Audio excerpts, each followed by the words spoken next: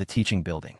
He gazed at the posts about himself on the campus forum, his expression somewhat conflicted. He had intended merely to check if anyone was still attacking Rendingshuang. Alas, the forum was now inundated with discussions centered around him. On the internet, students shed their usual reticence, with replies becoming increasingly audacious and, at times, quite shocking. Among them, the remarks from female students stood out prominently. Their concealed identities online provided a protective shell, allowing them to express themselves without restraint, revealing the facets of their personalities they typically kept hidden. Their unabashed enthusiasm was unmistakable. They spared no mercy for the male students. Even Wang Yu, having traversed the era of the internet's liberalization, found it somewhat overwhelming.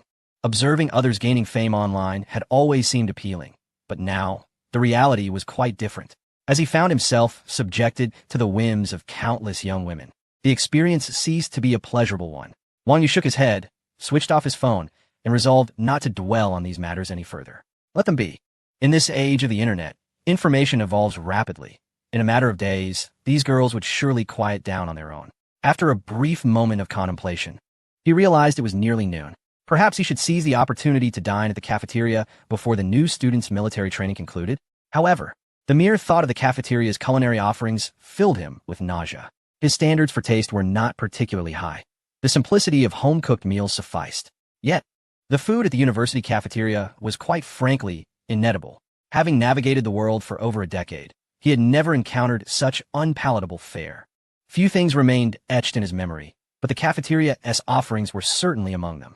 Just the thought of it was enough to turn his stomach. Wang Yu promptly turned on his heel and headed toward the parking lot, deciding it was better to find sustenance elsewhere. Before long, he arrived at his beloved Apollo vehicle. As he retrieved his keys and prepared to unlock the door, he heard someone call his name from behind, accompanied by a tap on his shoulder. "You must be Wang Yu. I checked your classroom earlier, but you were nowhere to be found. Turns out, you're right here." Wang Yu turned to face a young man with prominent cheekbones and a gaunt visage. Standing nearly 6 feet tall, he appeared exceedingly thin, likely weighing no more than 120 pounds. A gust of wind might have swept him away. A deep gray baseball cap sat low on his head, with a few strands of dry, yellow hair peeking out. He wore a loose-fitting black t-shirt adorned with an exaggerated graffiti skull on the front, paired with army green cargo pants featuring a delicate anklet that sparkled with each step.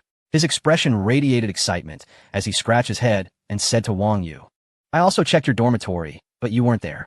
I thought I'd come to the parking area to look for you, and lo and behold, here you are." "And you are?" Wang Yu inquired, feeling a twinge of curiosity, as he had no recollection of ever interacting with this individual. "My name is Yao Jinglong, a freshman," he replied earnestly. "I came to seek you out because you have rid the school of a menace. I greatly admire individuals like you. Back in my hometown in northeast China, such a person would be met with a thorough beating," Yao Jinglong declared with a sense of satisfaction. "If you hadn't T-acted first, I would have made it a point to teach Sha, Ruijin, and Qinyang a lesson myself to vent my frustrations. I figured you seemed like someone I'd enjoy getting to know. Why aren't you in military training attire? Shouldn't you be participating in military training at this hour?" Wang Yu asked, intrigued. "Who participates in military training? It's just a matter of saying a few words," Yao Jinglong responded with exuberance. "Since it's mealtime, allow me to treat you to a meal." "There's no need for that," Wang Yu replied, eyeing the enthusiastic young man with newfound interest. "A matter of saying a few words? It seems this individual is rather extraordinary." With a sudden activation of his true I, Wang Yu turned his gaze towards Yao Jinglong. Name, Yao Jinglong. Age, 19. Height, 182 centimeters. Charm, 72. Physique, 65. Affection, 75. Skills, advanced socializing, intermediate gaming. "Let us be buddies and get to know each other better," Yao Jinglong exclaimed with excessive enthusiasm, though the 75 points of affection alleviated Wang Yu's apprehensions. It was merely a trivial matter. Wang Yu responded coolly, "The unjust actions of Sha Ruijin will inevitably lead to his downfall. Even in my absence, there will be others to deal with him. His end is merely a matter of time." Indeed, he was correct.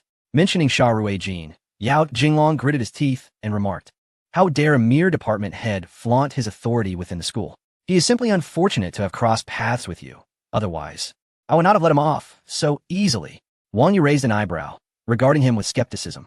Could it be that in the past life, this lad had confronted Sha Ruijin? As he pondered, a fleeting memory surfaced. When Sha Ruijin was taken away, he was left battered and bloodied. Could this young man have been the one responsible? Are you from Northeast China? Wang Yu inquired, noting his accent. In his previous life, he had maintained a low profile at school and did not know Yao Jinglong. He had only encountered his name occasionally on the campus forum, where he was described as a wealthy heir with an enigmatic background. Beyond that, there was little information available, as the school was teeming with affluent students, which had not piqued Wang Yu's interest at the time.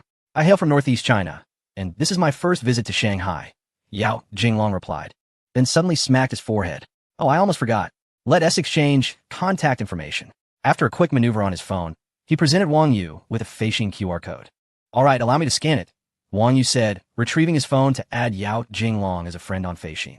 Yao Jinglong extended his hand and declared, "From now on, we are friends. Given your actions today, if you ever need anything, just let me know, and I assure you, I will not hesitate to assist. Let us go. Enough talk for now. I'll treat you to a meal." No need for a meal, Wang Yu replied, shaking his head. This was nothing. I merely stood up for myself. He was not one to seek accolades. This incident was simply a stroke of misfortune for Sha Ruijin, who had provoked him. Otherwise, Wang Yu would not have thought to confront him at that moment. Let's not dwell on that. At the very least, I've vented my frustrations. The fact that Sha Ruijin and Chunyang are now in jail brings me great satisfaction, Yao Jinglong unabashedly stated. Regardless, as classmates, grant me the opportunity to treat you to a meal. You wouldn't refuse such a chance, would you? Let us dine outside the school. It would also allow me to experience your Apollo. That car is a limited edition that money cannot easily buy. I had considered purchasing a Ferrari LaFerrari, but my family was adamantly against it. Today, I wish to fully embrace the allure of a supercar. Yao Jinglong possessed a naturally affable demeanor, engaging with Wang Yu without reservation, exuding a vibrant energy. Dining outside seems unnecessary. Let us go to the cafeteria instead. It would be too much trouble otherwise. Observing Yao Jinglong's enthusiasm, Wang Yu felt reluctant to decline further. It's no big deal. Although I may not match your stature, I can certainly afford a meal at a restaurant. Yao Jinglong replied nonchalantly. How about this? Since you are more familiar with the bustling metropolis than I am, you choose the location, and I will take care of the bill. What do you think? The food at the cafeteria is hardly fit for consumption. Suggesting such a venue would surely invite ridicule. Haha, very well. Let us go out and have a casual meal. Chapter 99. The unusual hides a mystery. Let us go. Get in the car, Wang Yu said with a smile, refraining from further comments as he retrieved his keys to unlock the vehicle. Yao Jinglong gazed in awe at the sleek gull-wing doors of the car, his face illuminated with excitement as he admired the magnificent sports car, exclaiming in admiration. It's stunning. He eagerly settled into the passenger seat, his envy of the luxurious interior evident. Turning to Wang Yu, he remarked, "No wonder this supercar is worth tens of millions. Once I graduate, I must persuade my father to acquire one for me." With a gentle press of the accelerator, the Apollo roared to life, surging out of the campus. However, due to the confines of the school grounds, even Wang Yu's exceptional driving skills could not allow him to speed excessively.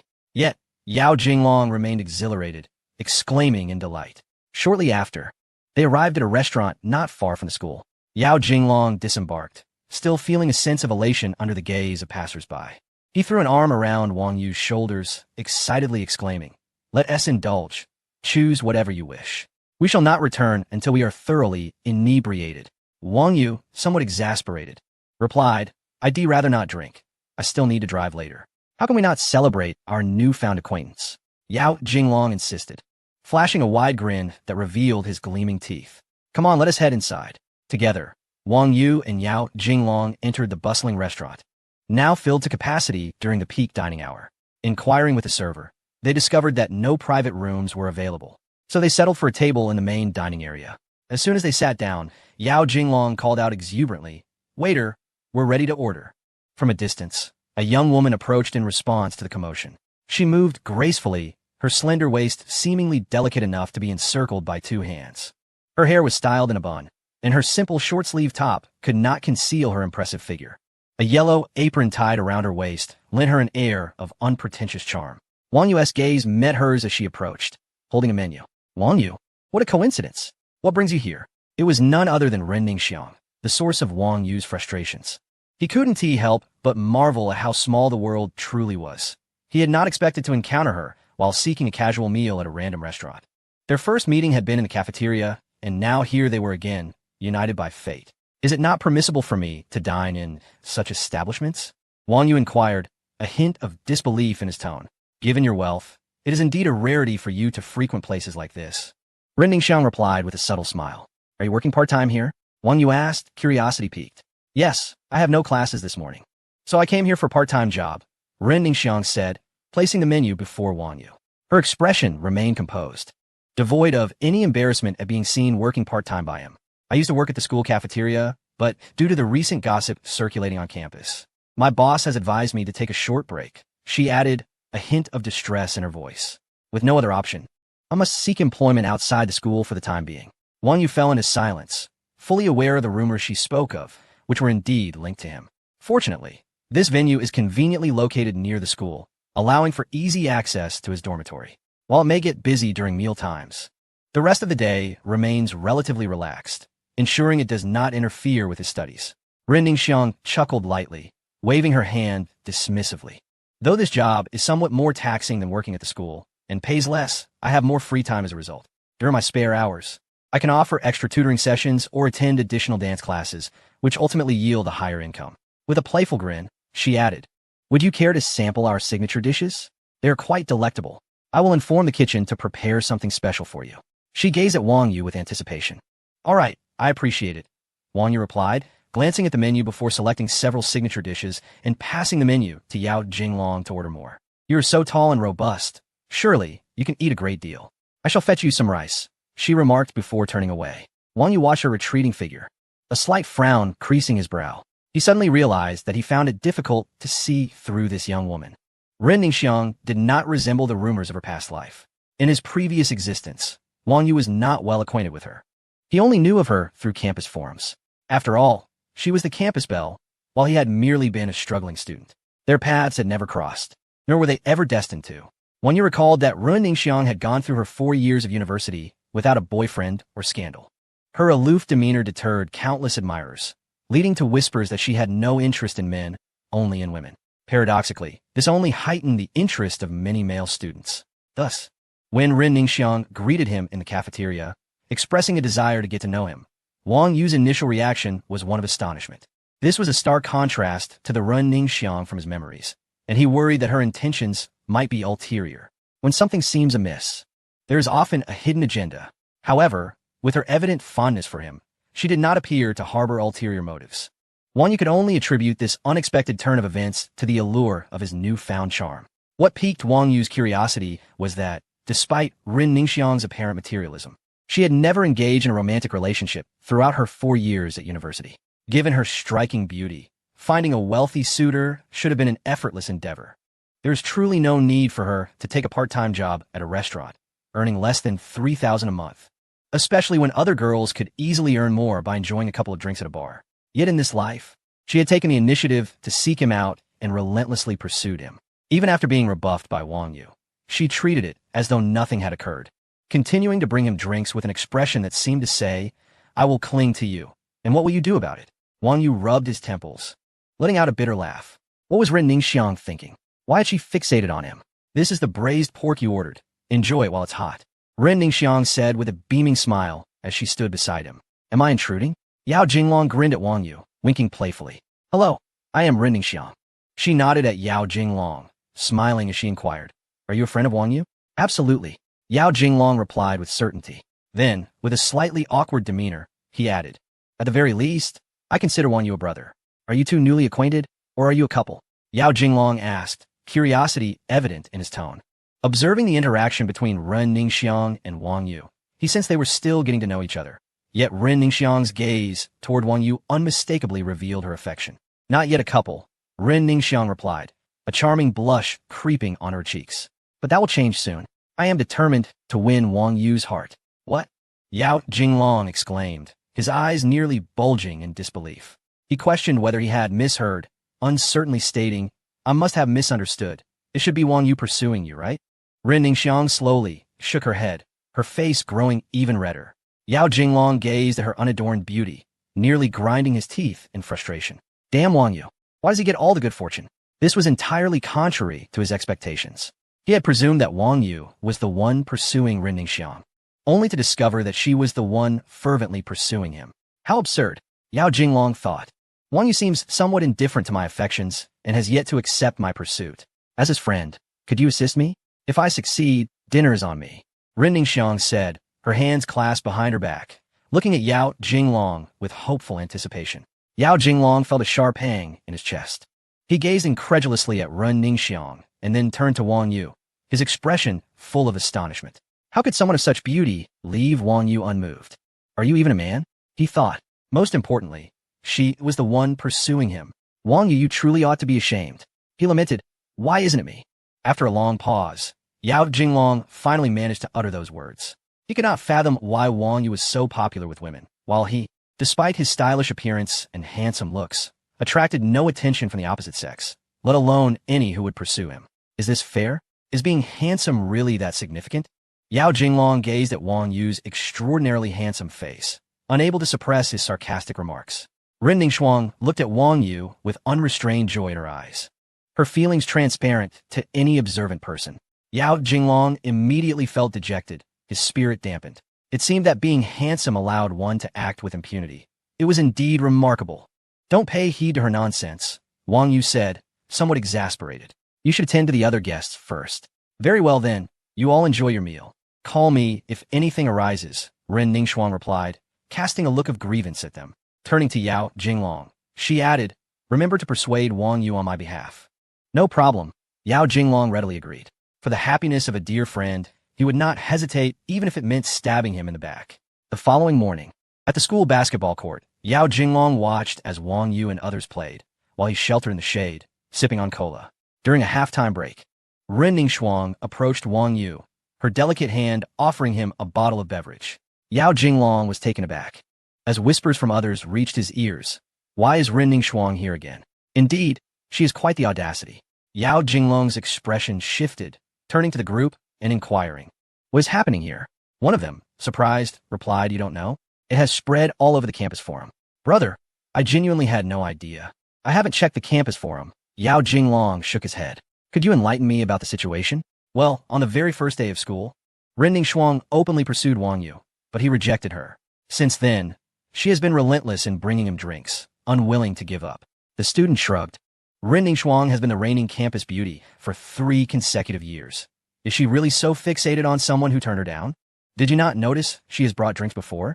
Yao Jinglong's expression was tinged with confusion. What was I doing yesterday?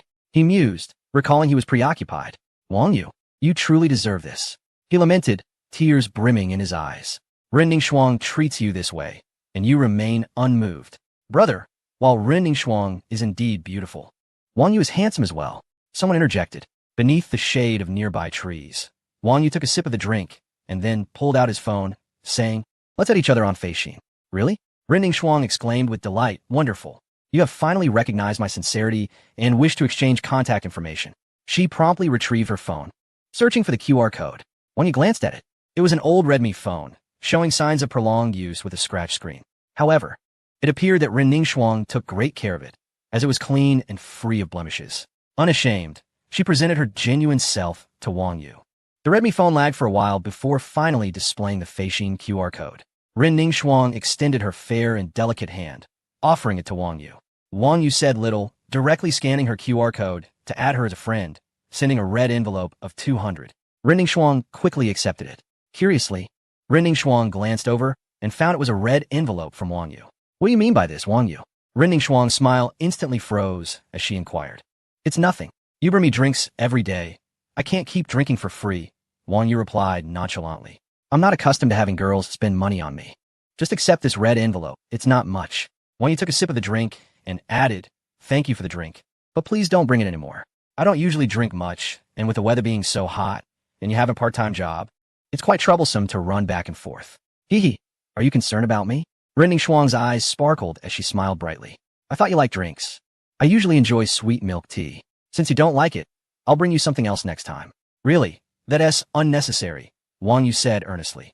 All right, I understand, Ren Ningxiang replied softly, lowering her head. After that, Wang Yu returned to the basketball court, while Ren Ningxiang wore a pensive expression before leaving. At noon in the school cafeteria, Ren Ningxiang approached Wang Yu with half a chilled watermelon, grinning as she handed him a spoon. Wang Yu was taken aback. Why are you here again? What is this? Hee hee, Ren Ningxiang smiled. You said you didn't tea like drinks. So I thought I'd bring you a chilled watermelon to help you cool down in this heat. She swallowed hard and urged, try it. It's really sweet. Wang Yu gazed at her in silence. Ren Ningxuang's expression fell. You don't like watermelon either? Just try it. It's quite delicious. If you don't eat it, it'll go to waste. Wang Yu rubbed his forehead and sighed helplessly. Chapter 101. 6 Yuan Spicy Soup. Was what he said in the morning meant in this way? Was that how Ren Ningxuang interpreted it? He had made himself quite clear and even sent her a red envelope. It was to indicate that she should stop bringing him things. Looking at Ren Ningxuang, whose delicate face was filled with confusion, Wang Yu wondered if she truly did not understand or was merely feigning ignorance. Ren Ningxuang shouldn't be studying at a finance university. She should be at an art school studying acting. How much is it? I'll transfer you the money. Wang Yu sighed and reached for the watermelon. No need, it's not much. Ren Ningxuang exclaimed as she saw him accept the watermelon, her face lighting up with joy. She waved her hand and skipped away, not giving Wang Yu a chance to respond.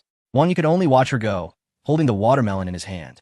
In the following days, Ren Ningxuang appeared before Wang Yu punctually. No matter where he tried to hide, she always managed to find him. Each day, she brought an array of refreshing treats, eliciting envious glances from those around them. Chilled watermelon, green tea, and even the sweet soup of white fungus and lotus seeds she made with her own hands.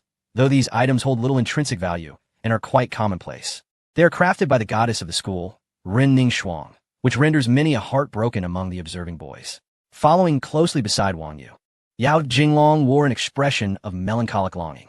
After spending several days together, Wang Yu had come to regard Yao Jinglong as a decent person, and the two had forged a friendship. Ren Ningxuang's reputation on the school forum gradually began to shift. After all, regardless of whether her intentions were mercenary or otherwise, her persistence in delivering gifts to Wang Yu for such an extended period was no small feat. The online sentiment transitioned from scorn to anticipation.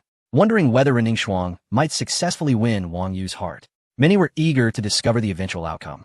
Upon arriving at the school cafeteria, Wang Yu prepared to have his meal. As expected, Ren Ningxuang was already waiting for him at the entrance, holding a bottle of soda water which she offered to him. Glancing at Yao Jinglong, she shyly apologized. I'm sorry, I forgot your portion again. I promise to remember next time. It's all right, Yao Jinglong replied with a somewhat forced smile. He had grown accustomed to it. Ren Ningxuang had not brought him anything these past few days, habitually overlooking him. Wang Yu accepted the soda, twisted off the cap, and took a sip before turning to Yao Jinglong, saying, You go ahead and eat. I have some matters to attend to. Okay, Yao Jinglong nodded. Come with me. Wang Yu beckoned to the smiling Ren Ningxuang. With that, he headed toward the parking lot. Upon reaching the Apollo parking area, he produced his car keys and unlocked the vehicle. He opened the striking gull-wing door of the Apollo, settled inside, and closed the door, only to find Ren Ningxuang standing outside, seemingly frozen in place. What are you waiting for? Get in, Wang Yu urged. I can't open it. Ren Ningxuang awkwardly pointed at the door, looking somewhat flustered. Wang Yu couldn't help but chuckle. Even the typically poised Ren Ningxuang could experience moments of awkwardness. There's a handle on that side. Just pull it or press the button above and lift it, Wang Yu explained. The Apollo's door mechanism featured 3 methods of opening: a sensor, pulling the handle, or pressing the button. Ren Ningxuang attempted the method Wang Yu suggested. Pressing the button and lifting, the door suddenly ascended, resembling a seagull spreading its wings. She exclaimed, covering her mouth in astonishment. This was quite novel for her. She had not anticipated that the door could open in such a dazzling manner. Cautiously, she entered the vehicle and closed the door behind her. Gazing at the luxurious interior, she marveled, it's so beautiful. Where are we going? To eat, Wang Yu replied succinctly, falling silent thereafter. He pressed the ignition button and pressed the accelerator. The car roared to life, its engine's growl resonating through the air. The streamlined vehicle glimmers with a platinum hue under the glow of the evening streetlights, akin to a shooting star darting across the campus, hastily departing from school. Several minutes later, the car arrives at the Indigo Hotel on the Bund, situated at the 16 piers, boasting breathtaking views of the Pujiang River. Here, one can find a restaurant specializing in refined Cantonese cuisine named Dongfang Siyuan. When he parks the car, opens the door, and steps out, Ren Ningxiang mimics his action, opening the door to stand beside him, gazing at him with a hint of confusion. Let us proceed, Wang Yu suggests softly as he strides ahead. You've delivered so many things to me these past few days. I cannot remain ungrateful. Allow me to treat you to a meal here. Here? Ren Ningxiang exclaims, pointing at the resplendent building before them, astonished. Such an upscale place. especially located on the Bund. It is evident that dining here would be quite costly. Honestly, if you wish to treat me, we could opt for a different venue. I'm not picky, she hesitantly proposes. The snack street outside Keio University is quite nice. We could dine there. Eating here seems unnecessary given the expense. The spicy hot pot in the cafeteria is delightful. I frequent it often. Wang Yu glances at Ren Ningxiang, raising an eyebrow as he maintains his composure. 6 yuan for hot pot? What? Pei Ningxiang responds, bewildered. Nothing. Let us go. Wang Yu replies with a smile as he strides toward the building. In truth, the restaurant's prices are not exorbitant, yet the flavors are commendable. Coupled with the stunning river view, the ambience and elegance are well appreciated by many affluent individuals in the bustling metropolis. Noticing Wang Yu's intent to remain, Ren Ningxiang reluctantly follows in his footsteps. Upon entering the lobby, they are greeted by a remarkably designed spatial layout. The floor, as polished as a mirror, is adorned with exquisite marble tiles that shimmer gently under the lighting. Uniquely shaped chandeliers dangle artistically from the ceiling, casting a warm yellow light that envelopes the entire hall in a soft, luminous aura. The surrounding walls are embellished with distinctive artworks or vintage photographs that echo the charm of old Shanghai. A wall of floor-to-ceiling windows offers glimpses of the bustling street and the Pujiang scenery beyond. They then proceed to the elevator, ascending to the 3rd floor. As the elevator doors glide open, a charming wooden sliding door comes into view, showcasing intricate carvings that exude a sense of timeless elegance. In the foyer, a minimalist yet grand Piccio sculpture stands prominently. The all-glass open kitchen reveals shiny utensils neatly arranged, with chefs bustling about, blending the aromas of culinary artistry with an atmosphere of sophistication. Chapter 102. Dining can be so exquisite. Welcome to Dongfang Siyuan Restaurant. May I inquire if you have a reservation? A server greets as Wang Yu and Ren Ningxiang enter. Yes, I do. My surname is Wang, Wang Yu replies. Before his arrival, he had already made arrangements with Long Lily to reserve a private room. This establishment is a French-Cantonese fusion restaurant, presided over by the nationally renowned executive chef, Lai Ronghui. He has held significant positions in several prestigious restaurants and has been the recipient of numerous accolades, including the Gold Award at the Hong Kong Food Expo and the Gold Medal at the Long Province Culinary Competition. Good afternoon, Mr. Wang. I see that you have a reservation for the Minji Wexuan private room for 2, the waitress confirmed, gesturing for Wang Yu and Ren Ningxiang to follow her into the restaurant. Wang Yu maintained a calm demeanor, trailing behind the waitress into the dining area, while Ren Ningxiang surveyed her surroundings with a look of astonishment. The floor beneath them was laid with stone bricks, leading deep into the restaurant. The space, meticulously designed by a renowned foreign design firm, elegantly showcased the unique charm of New Chinese style in its intricate details. Surrounding the restaurant, ornately carved wooden screens cleverly delineated various dining areas, adorned with vivid depictions of flowers, birds, fish, and insects. On one side, a fully transparent open kitchen resembled a culinary stage, where gleaming utensils were neatly arranged, and chefs donned pristine uniforms and tall hats, bustling about in a harmonious rhythm. Ingredients collided with flames in the pots, releasing enticing aromas that instantly stirred one's appetite. As they walked further, they encountered expansive floor-to-ceiling glass windows that seamlessly invited the breathtaking views of the Pujiang River indoors. Ren Ningxiang followed Wang Yu and the waitress toward the Minji Wexuan private room, her surprise growing more pronounced. Once seated, Chef Lai Ronghui entered, clad in a crisp chef's uniform, and greeted them with a smile. Good afternoon, sir and madam. Welcome to Dongfang Siyuan. I am Chef Lai Ronghui. I heard that esteemed guests would be visiting today, so I wanted to personally extend my greetings. He inclined slightly, offering a courteous bow, his subtle Cantonese accent lending warmth to his words. Our restaurant specializes in French Cantonese cuisine, and I have a fresh batch of Genida oysters from France, of the highest quality, for you to savor. May I inquire if you have any specific preferences or dietary restrictions so that I may tailor the dishes to your liking? Wang Yu responded directly. Please take the lead and arrange today's menu for us. Chef Lai's eyes sparkled with enthusiasm as he gave Wang Yu a thumbs up and replied with a smile. Thank you for your trust.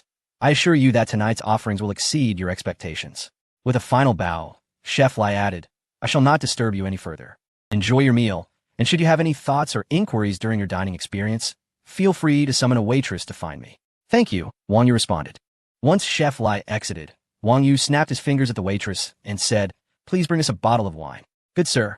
We currently offer the 1992 CH To Lafite Rothschild red wine and the 1995 CH To Margaux red wine, priced at 168, 888 yuan and 88, 888 yuan, respectively.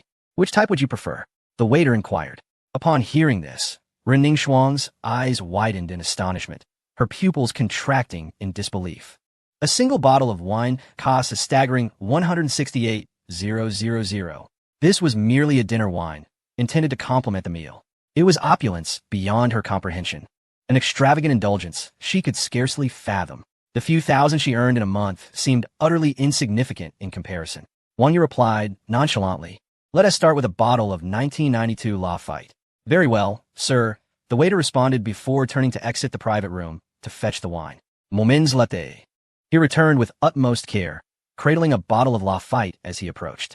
After pausing before Wang Yu, he showcased the label and seal. Once Wang Yu nodded in approval, the waiter uncorked the bottle and poured its contents into a decanter for aeration. Shortly thereafter, two exquisite small plates were presented, placed before Wang Yu and Ren Ningxuang. The waiter introduced, "This is a pre-dessert, French caramel pudding. Please enjoy." Wang Yu picked up a spoon and encouraged Ren Ningxuang, "Go ahead." Gazing at the elegantly plated pudding, Ren Ningxuang mimicked Wang Yu's actions and scooped a bite. The moment it touched her tongue, the silky, velvety texture enveloped her senses like a gentle spring breeze, instantly permeating her mouth. The pudding's surface bore a delicate caramelized shell, and with a gentle bite, a satisfying crack echoed, releasing a sweet aroma that intertwined seamlessly with the creamy core, striking the perfect balance of sweetness without being overwhelming. The rich scent of milk lingered on her palate, causing her eyes to narrow slightly in delight. Ren Ningxuang suddenly blushed at the sound she had just uttered. Such simple ingredients, subjected to minimal baking, yielded flavors far beyond what any ordinary bakery could offer. The ambience here was a stark contrast as well, seated in this refined establishment. With a glance upward revealing the exquisite decor of the private room and the breathtaking night view of the Bund, she savored fresh ingredients sourced from around the globe. This dual indulgence of both spirit and body left Ren Ningxuang utterly enchanted. She began to understand why these high-end restaurants commanded such exorbitant prices yet attracted so many patrons. Once perplexed, she had often wondered why the affluent seemed foolish, willingly spending far beyond market rates. If she were to amass wealth in the future, she vowed not to squander it as they did. Yet now, she was beginning to comprehend. A smile crept upon her face as she realized that what she had once deemed foolishness was merely an appreciation for the high quality of life, an understanding of the refined pleasures that money could afford. Just as Ren Ningxuang was lost in this revelation, a server adorned in traditional Chinese attire entered the room, bearing a tray that held a feast: lemongrass and double pepper snowflake beef, 15-year huadiao, wine-steamed pine leaf crab, stir-fried river shrimp with lotus seeds, Gina dough oysters paired with fresh shrimp and fish fillet seafood soup, alongside smoked beef and baked crab with red pepper. For dessert, the offerings included tiramisu and cheesecake. Ren Ningxuang gazed at the exquisite array of dishes before her, truly a feast for the eyes. She marveled at how dining could be so refined and elegant, devoid of the rush typically found in bustling environments. Here, she could savor the freshness of ingredients sourced from around the globe, moments after they had been prepared. Chapter 103.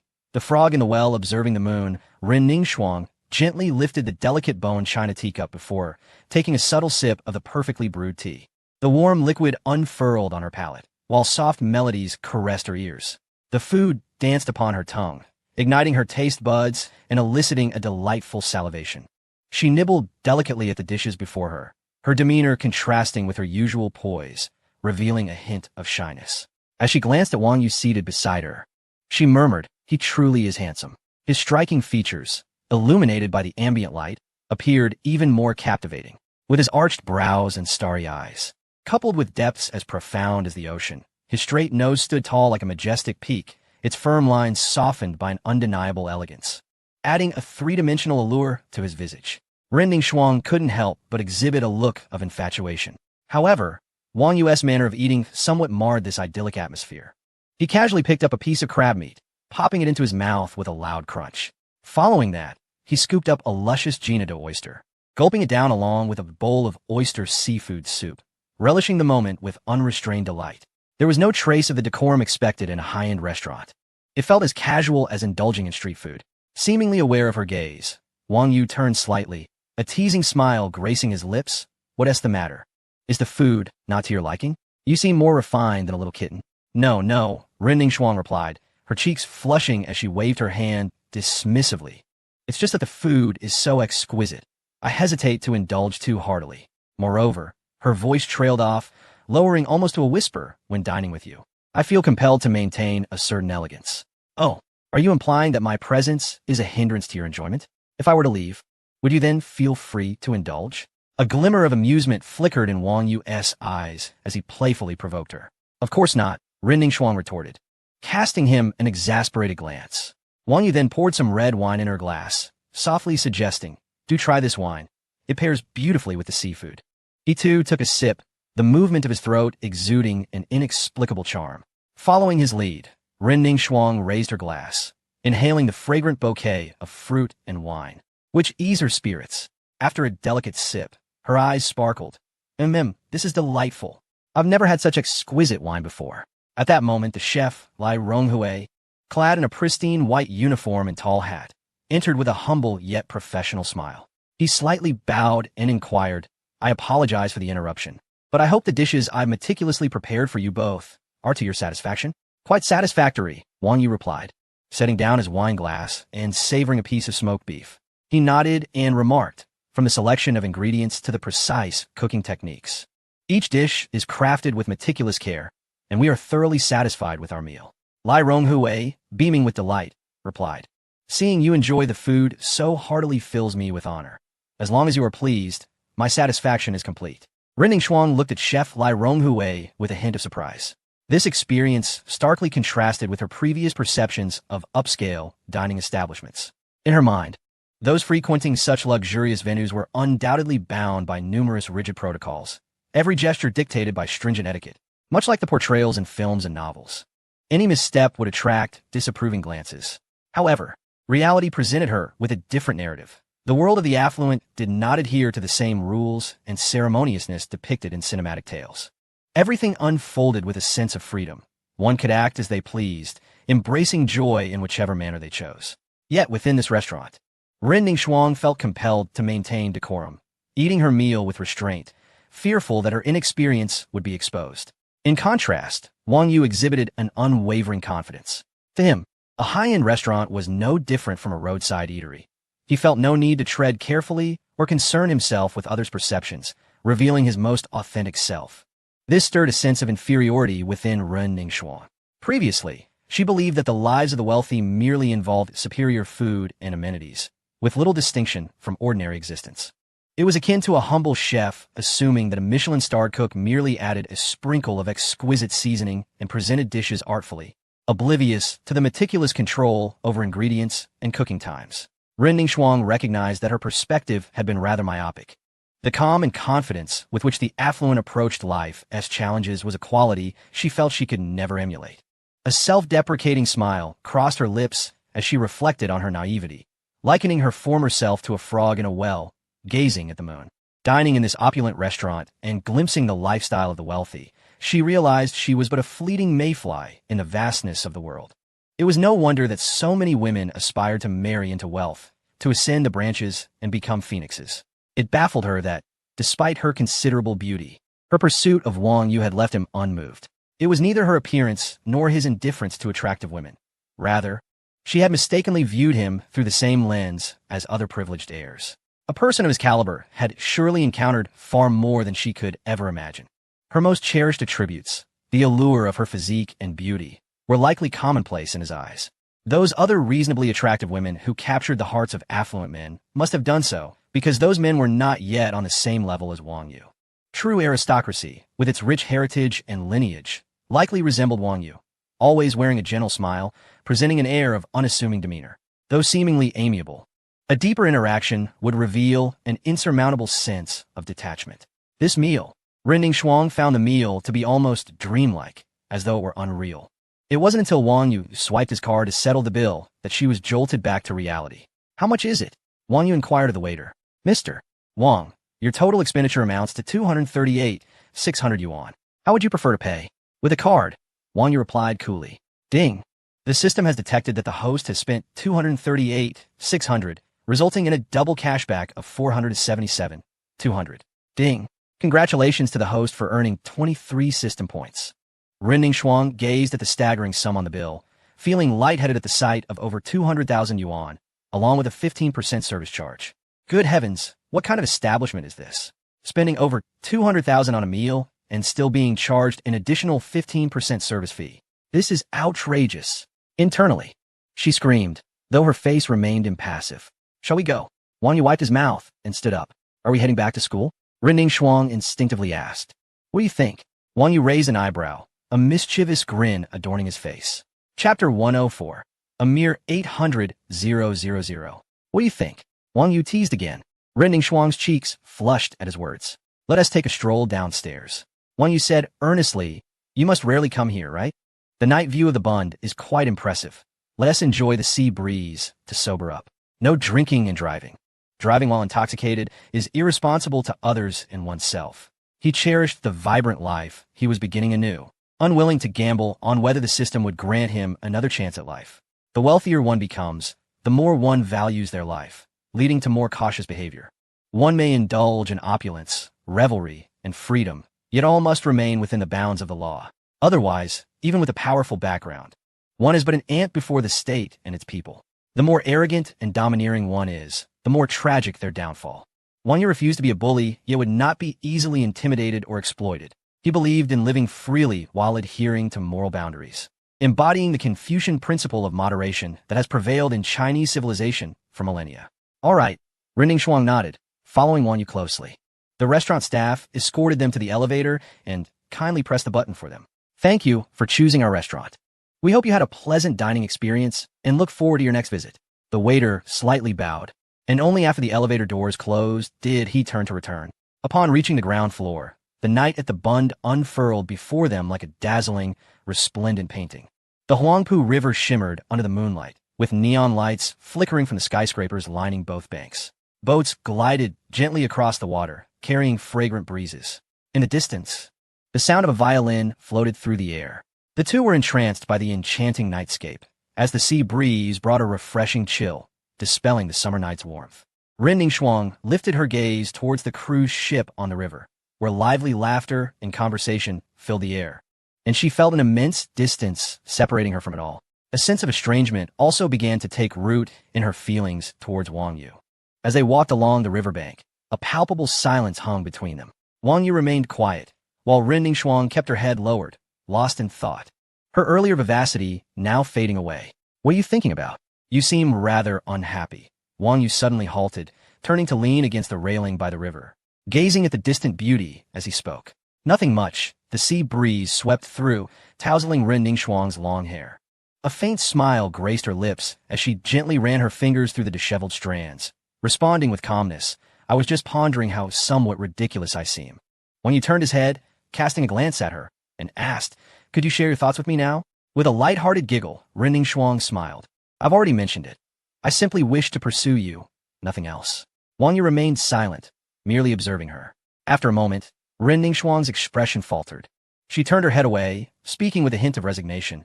Actually, it's not much. I've decided to give up. Give up? Wang Yu raised an eyebrow, intrigued. Yes, I've relinquished my pursuit of you, Renning Shuang confirmed with a nod. Her clear, watery eyes met Wang Yu's as she reflected. Tonight's dinner illuminated the chasm between us. It was a mere daydream on my part. It feels as if an entire galaxy separates us, akin to an insurmountable chasm. Since there is no hope, why should I persist? Wang Yu looked at her, surprised, and queried, what prompted you to pursue me in the first place? After a moment of silence, Renning Shuang smirked slightly and replied candidly, for money. From the moment you became a sensation on the campus forum, I recognized your wealth, and I'm in need of it. Wang Yu was not taken aback by her admission, despite his undeniable charm and striking looks. He had not deluded himself into thinking he could incite such fervor in a woman as clear-headed as Renning Shuang. Since it's for money, Wang Yu raised an eyebrow and remarked, there are plenty of wealthy second-generation heirs who would adore you. Why did you fixate on me? Because my appetite is quite substantial. Renning Shuang replied, shaking her head softly. Substantial appetite? How much do you desire? 80,000. Coughing involuntarily at her response, Wang Yu took a moment to recover. He had expected a far greater sum, as typically, the wealthy second generation would hardly meet her expectations. A mere 80,000 seemed trivial, akin to skipping a couple of meals. Given Ren Ningxuang's beauty, finding a wealthy suitor willing to pay such a price should indeed be a simple task. After all, this was Shanghai, one of the most bustling cities in the world. In 2018, there were over 167 million households with a net worth exceeding 100 million yuan. Spending over 100,000 a month to support a university student like Ren Ningxiang is relatively modest compared to their overall living expenses. What could a university student possibly need such funds for? Wang Yu inquired with curiosity. To be honest, I've encountered some rather cliché stories. Do you truly wish to hear them? Ren Ningxiang cast a glance at Wang Yu, resting her chin on the railing, her voice low and somber. I am all ears. Wang Yu nodded in affirmation. Ren Ningxiang exhaled softly, saying, I am a local from the bustling metropolis, and under normal circumstances, a family like mine should not lack the 800,000. Indeed, that was the case. My family was fairly well off during my childhood, considered middle class in this city. From a young age, my parents nurtured my talents in dance, violin, and calligraphy, but everything changed when I entered junior high. My father's company went bankrupt, leaving him buried in debt. After much pleading and negotiating, we managed to clear the debts, and I thought our family would finally be on the mend. Alas, my father's joy led him to drink a little too much, and he was involved in a car accident. As she recounted this, Ren Ningxiang's nose twitched, its reddened hue rendering her even more delicate and pitiable. She turned her head slightly, not wishing Wang Yu to witness her distress. Yet, the tears welling in her eyes betrayed her. After a brief pause, she took a deep breath, feigning composure as she continued. The ultimate outcome was that my father became completely paralyzed from the waist down, confined to bed at home. The subsequent medical expenses were astronomical. We borrowed from every relative, yet still fell short. My mother had no choice but to sell our home and take on multiple jobs to support the family. However, it was not long before she fell ill from exhaustion. Upon consulting doctors, we learned she had a meningioma, fortunately a benign tumor, requiring surgical removal. Yet, the surgery and subsequent treatment would cost 800,000. As she spoke, tears brimmed in her eyes. She bit her lip, struggling to restrain her emotions. Her slender fingers clutched the fabric of her clothes, knuckles whitening from the pressure. The wind howled past, tousling her hair, but she seemed oblivious. After a moment, her voice quivered as she continued. Quite a cliché tale. I sent it. Chapter 105. Until I encountered that ray of light, Ren Ningxiang slightly tilted her head, gazing up at the vast expanse of the night sky. She blinked fervently, attempting to suppress the tears threatening to spill. Yet, the scorching droplets cascaded uncontrollably down her cheeks. The family's meager savings barely totaled 30,000. In that moment, it felt as though my world had crumbled. I sought loans everywhere, reaching out to all relatives and friends, but due to the previous debts incurred from my father's illness, they were unwilling to lend me any more. Watching my frail mother on the hospital bed, I experienced an overwhelming sense of helplessness, unsure of how to proceed. At that moment, it was my mother who consoled me. She told me that from the moment one is born, fate has already orchestrated everything, advising me not to worry, to focus on my studies, and to refrain from being burdened by financial concerns. She expressed her disdain for the idea of selling her body for money, declaring that she would rather die. Ren Ningxiang fell silent for a moment before articulating her resolve. From this point forward, she would seek out a wealthy man to fund her mother's surgery. She could not bear the thought of losing her mother, nor did she wish to live a life filled with such hardship. The thought of being powerless when her family needed financial support was unbearable.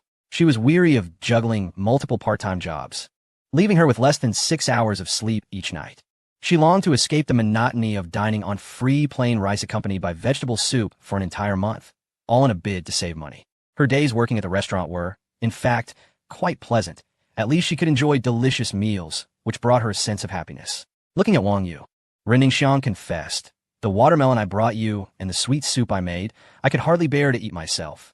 Watching you enjoy it made me swallow my envy several times. If you weren't so different from those wealthy men, I wouldn't have pursued you at all. If I had to seek out those older gentlemen, I fear I would be utterly repulsed. She continued, rationality tells me that I have no right to negotiate. Yet perhaps a woman's heart is inherently complex and contradictory. I find myself both greedy and somewhat sentimental. I may have said too much, haha. My story is rather dull, isn't it? Wang Yu fell into a contemplative silence. The thin rope snaps at its weakest point, and misfortune seeks out the wretched. A flicker of emotion passed through Wang Yu's eyes as he gazed at Ren Ningxiang, and gently inquired, "Is this the reason you pursued me?" "Indeed," she replied, her eyes curving into crescent moons as she smiled. "The first time I saw your photo on the school forum, I felt a flutter of attraction.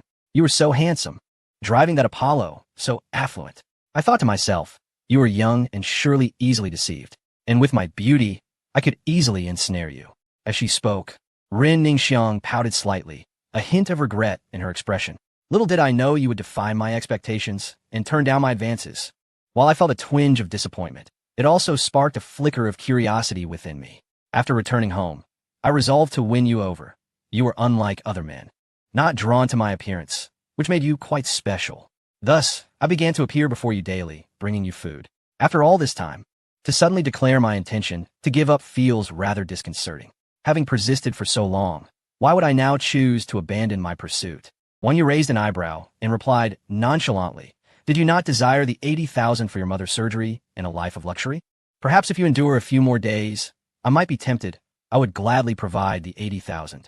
Such sums are trivial to me. I crave wealth." Ren Ningxiang interjected, "But you are far too affluent." She shook her head, a bitter smile gracing her lips. "Tonight's dinner has made the disparity between us painfully evident. Beyond this exterior, I possess nothing. I doubt any wealthy man would be inclined to accept me.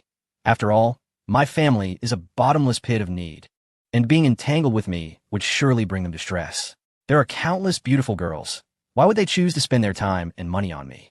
You possess both charm and wealth, coupled with a heart brimming with kindness. In my eyes, you shine like a radiant star, and no matter how hard I try, I can only look up to you. You truly deserve something better." Ren Ningxuang's face once more blossomed with a smile, imbued with a hint of longing and a touch of acceptance, as she remarked, "To be honest, even if it weren't for your wealth, I believe that after spending some time together, I might very well develop feelings for you. Perhaps we could embark on a sweet romance." Wang Yu remained impassive, responding in a flat tone, "I have many girlfriends. I might not be able to offer you that sweet romance." At this, Ren Ningxuang shot him a glance, slightly irritated, and retorted, "I knew it. Wealthy individuals like you surely attract a multitude of women. Yet, I appreciate your honesty." Wang Yu gazed into the distant nightscape, remaining silent. Ren Ningxuang nodded and continued, "Before I decided to pursue you, I had already contemplated these matters and prepared myself mentally. A person of your affluence fixating on just me seems like a fantastical dream to me. However now, I dare not even wish for such a base arrangement as being kept." Her head hung slightly, a few strands of hair cascading down her cheek, just enough to obscure the redness in her eyes. She bit her lower lip, the pressure causing it to pale as she attempted to steady her quivering chin. "Since middle school, I have faced numerous challenges in life. Even while working part-time in a restaurant, I have always carried myself with confidence, never succumbing to feelings of inferiority. I have endured a month of free rice in the school cafeteria, subject to the scrutiny of my peers, yet I never felt diminished. But now, before you, I feel an overwhelming sense of inadequacy. You have made me acutely aware of the disparities between individuals, which cannot be bridged merely by effort." Ren Ningxuang continued, "However, rest assured, I apologize for the little schemes I employed to get closer to you. From now on, I shall live my life with integrity, striving to earn a living." After a brief pause, she exhaled gently, as if wishing to disperse the entanglements and aspirations of recent days. "I once thought I could endure the darkness, until I encountered that ray of light. In the presence of someone one admires, it is all too easy to feel inferior. One can face any hardship, but when confronted with their beloved, they may easily lose their composure and charm. I hope that in the years to come, I do not encounter anyone too dazzling. Wishing my dear readers that all whom you meet henceforth may be good people." Chapter 106. My heart will also feel heavy, and what about your mother's surgery costs? Wang Yu suddenly inquired. "The doctor says it's a benign tumor. I have a few years to save up. I will work hard." Ren Ningxuang lifted her head slightly, her eyes shining with determination, though a faint bitter smile involuntarily graced her lips. "I will cover your mother's surgical expenses," Wang Yu stated matter-of-factly. "What?" Ren Ningxuang momentarily lost her train of thought, responding instinctively. "Since you have such thoughts, this sum is inconsequential to me. It seems fitting that I support you. After all, we cannot allow the arduous efforts of the past few days to go to waste. Can we?" Wang Yu remarked with a hint of amusement as he observed Ren Ningxiang's reaction. Initially, he had harbored some apprehension towards her, primarily because he could not decipher her thoughts, given that this diverged from the trajectory of his previous life. However, now that Ren Ningxiang had opened her heart to him, Wang Yu finally grasped her perspective, which put his mind at ease. He refrained from overly commenting on Ren Ningxiang's past experiences. From a standpoint, she had already performed admirably. If it were an ordinary girl, she would likely have succumbed to despair and self-destruction, perhaps even resorting to selling her body, faced with the astronomical sum of 800,000 for medical expenses. For an average family, such an amount equates to a fortune, requiring a decade or two of relentless toil to accumulate. This immense pressure could easily shatter the psychological fortitude of most individuals. Yet, Ren Ningxiang had navigated her circumstances with remarkable resilience. She managed to care for her mother while maintaining her studies, even gaining admission to a prestigious financial institution. Although she juggled multiple part-time jobs daily, there remained a glimmer of hope in her life. In Wang Yu's eyes, 800,000 was merely a trifling sum, yet it held the potential to save a life, which made it invaluable. Moreover, he would gain the companionship of such a stunning woman, who also happened to be his senior. How splendid! To suggest that 800,000 was excessive would be a folly. Even 8 million would be worthwhile. Indeed, during these days, Ren Ningxiang had frequently visited, bringing him food and inquiring after his well-being. When he felt cold, she would thoughtfully offer him a tissue. When hunger struck, she would present him with fruit. With such a captivating and amiable senior devotedly attending to him daily, it would be disingenuous to claim that Wang Yu is unaffected. Rather than witnessing Ren Ningxiang reach a point of desperation, bowing to others, it would be far more prudent for him to humble himself first. Wang Yu possessed the means and lacked any deficiency in funds. Why not embrace the situation? Are you pitying me? Ren Ningxiang's smile vanished, and she regarded Wang Yu with a calm demeanor.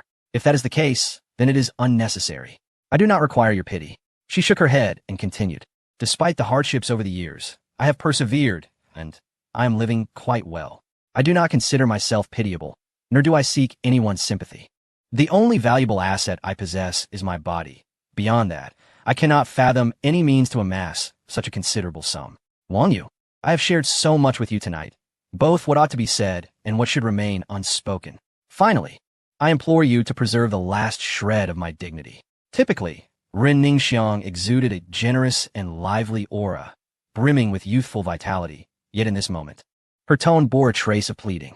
Indeed, as the saying goes, emotions evolve with circumstances and time nurtures feelings. As Ren Ningxiang and Wang Yu spent these days together, she found herself drawn to his tall, handsome figure, his kind heart, and his easygoing nature. Most importantly, his wealth was undeniable. It would be a rarity for any woman to remain impervious to his charm.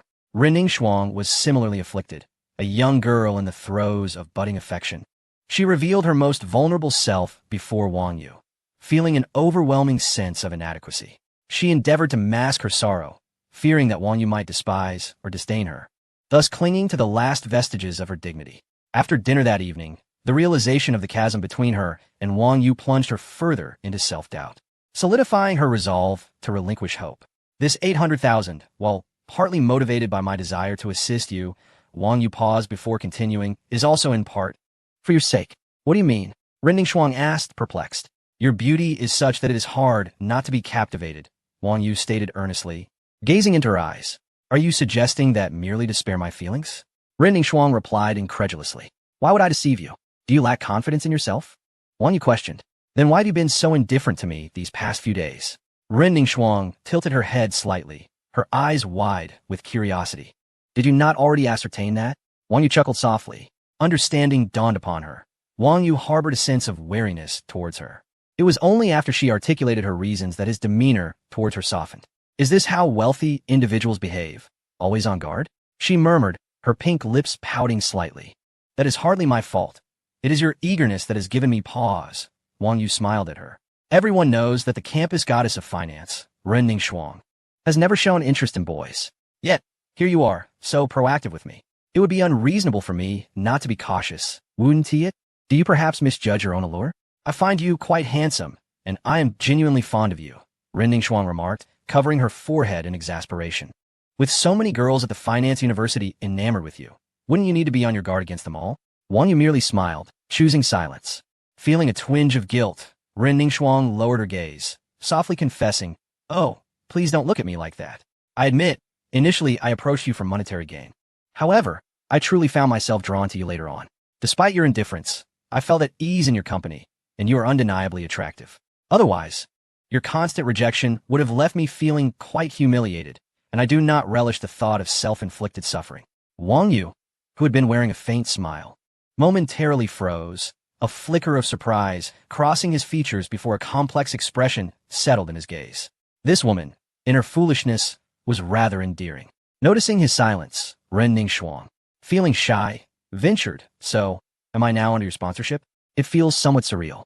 If you regret it now, there's still time." Wang Yu raised an eyebrow. "I do not regret it," Ren Ningxuang asserted with sincerity. After a moment of contemplation, Wang Yu instructed her, "Follow me." Chapter 107. Where to Go, A Dream Beyond Imagination? Ren Yangshuang felt a touch of bewilderment, but chose to follow Wang Yu's lead as they walked along the bustling streets of the Bund.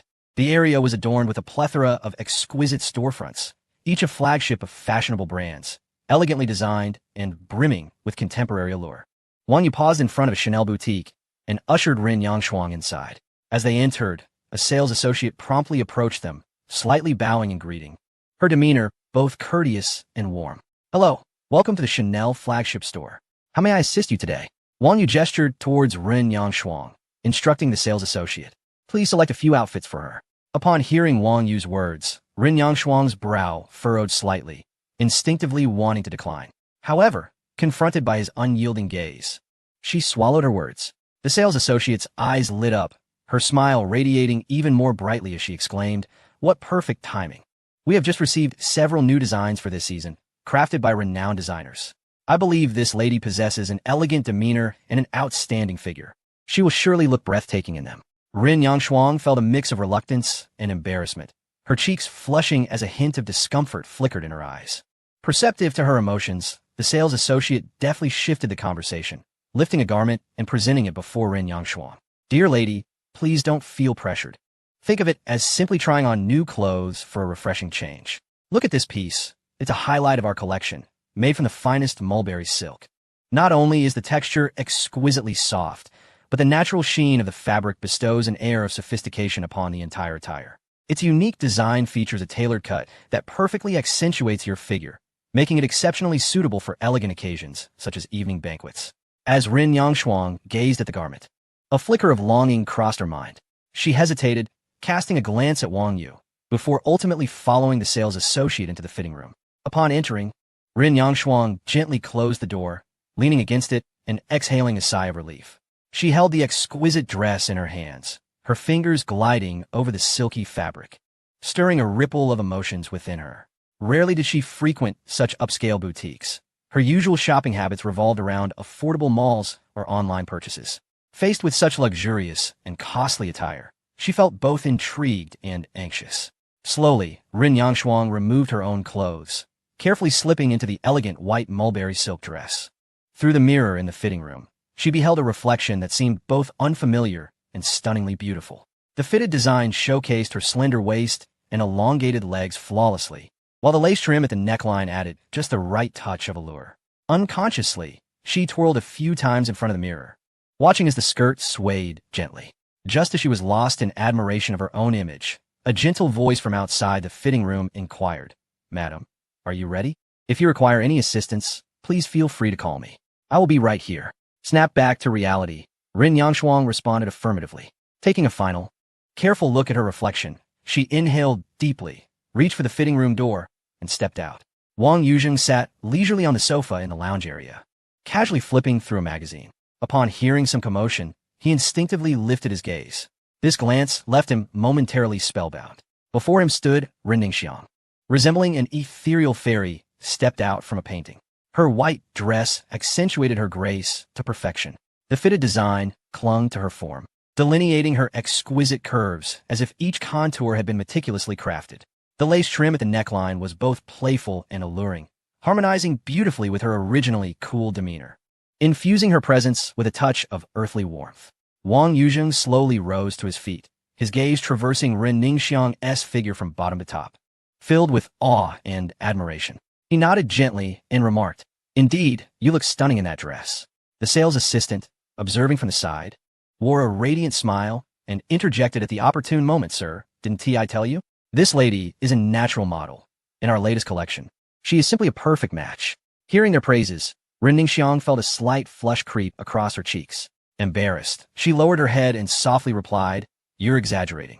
Wang Yuzheng pointed to several other pieces from the current collection and said to the sales assistant, "Please wrap up any of the season's new arrivals that fit her size. I'll also take the one she's wearing."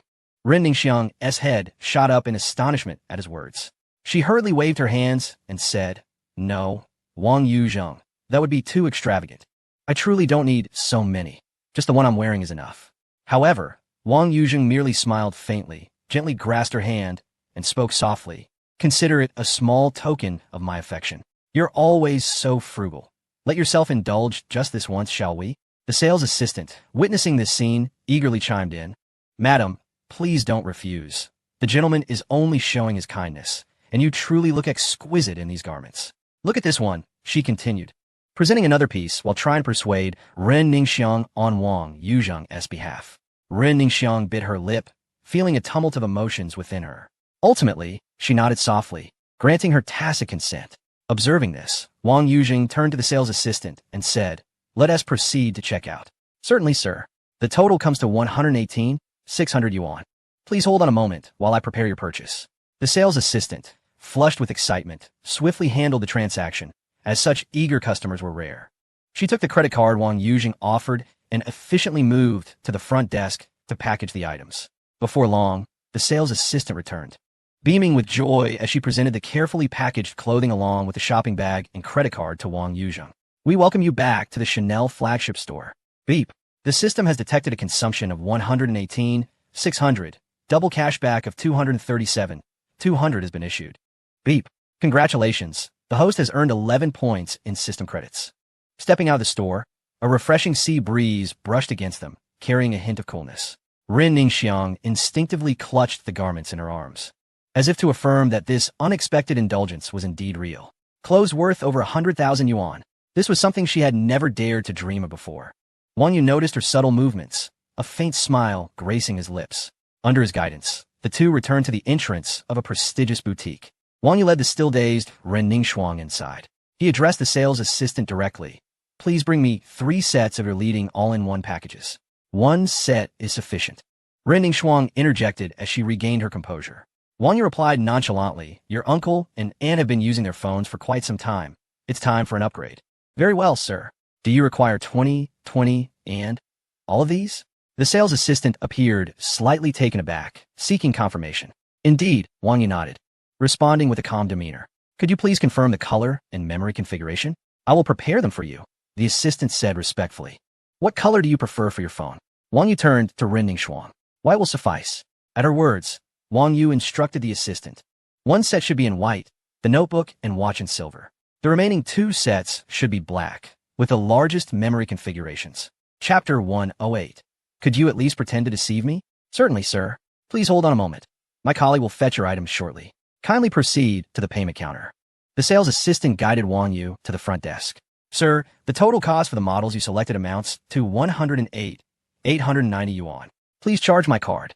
Wang Yu produced his bank card and handed it over. Ding.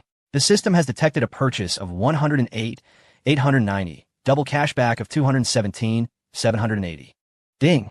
Congratulations, host. You have earned 10 system points. Once the transaction was completed, another staff member approached with the selected phones. "Sir, here are the devices you chose. Please check them. If everything is satisfactory, I will wrap them up for you."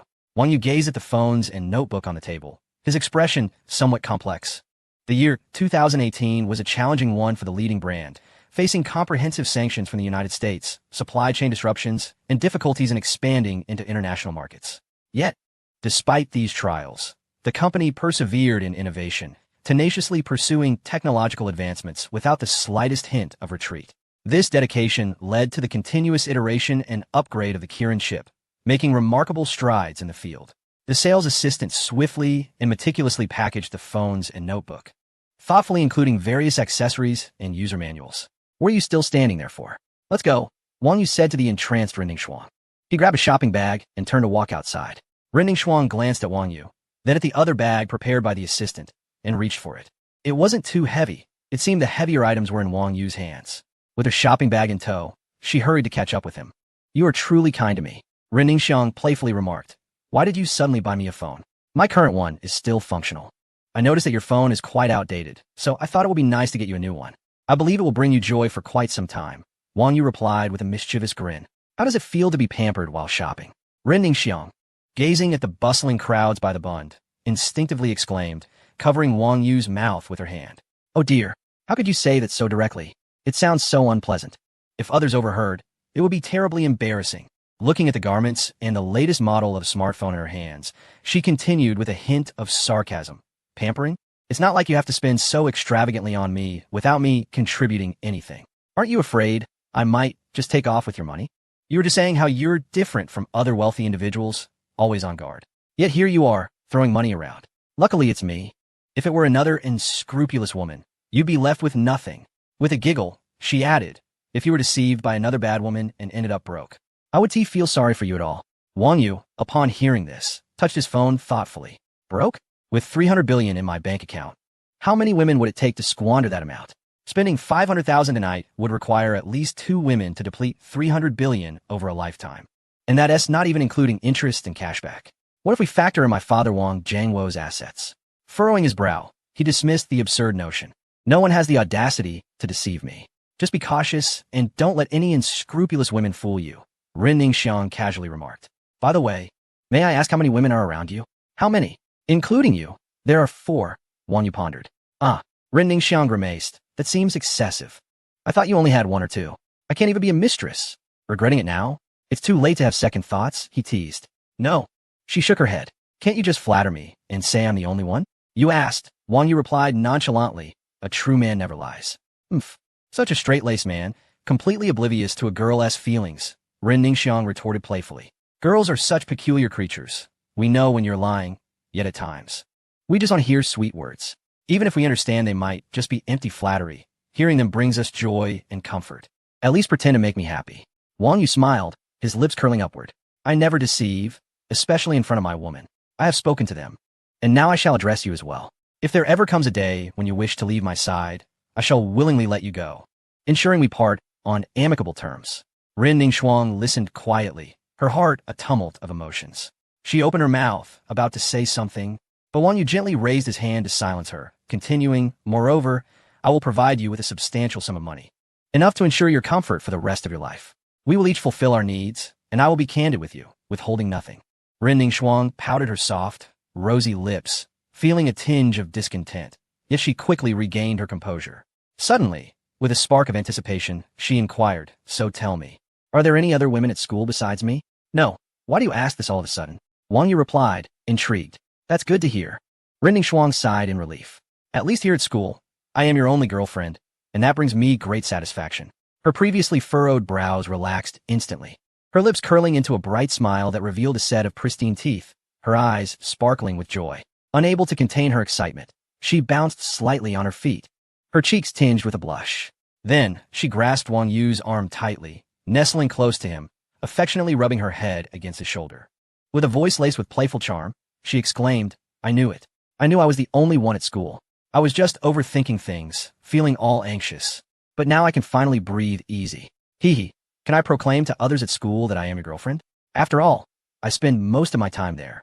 And I want to concern myself with what you do outside with other women, as I won't see it. Wang Yu chuckled, are you burying your head in the sand? Deceiving yourself? Ren Ningxiang shook his arm vigorously, playfully pleading, Wang Yu, just agree to it. Since you have no other women at school, just say yes. Otherwise, it would be so embarrassing if rumors spread that I am your mistress. Chapter 109. You have disappointed me. I thought you didn't care about such things. Wang Yu remarked nonchalantly. Ren Ningxiang had previously been mercilessly criticized on the campus forum, feigning indifference. Did she truly not care? No one is truly indifferent. I merely feigned it. She gently brushed her hair behind her ear, a self-deprecating smile gracing her lips, her eyes glinting with mischief. Consider this. Being ruthlessly criticized on the campus forum, if I had immediately burst into tears, it would have undermined my dignity. They clearly wanted to see me humiliated, and I refused to give them that satisfaction. She lifted her chin slightly, her confidence shining through as she continued, just agree to my request. It would allow me to assert myself, showing those shameless women that although I may be the mistress in school, I am your legitimate girlfriend. Ha ha ha, do as you please. Wang Yu couldn't help but be amused by Ren Ningxiang's optimistic outlook, and decided to indulge her whims. You've got yourself a promise. Ren Ningxiang exclaimed with a hint of surprise. I have never declined before. Wang Yu, indifferent to the title of boyfriend, always adhered to a straightforward approach, eschewing any clandestine behavior. Moreover, with a plethora of romantic interests, he saw no loss in bestowing Ren Ningxiang the designation of girlfriend.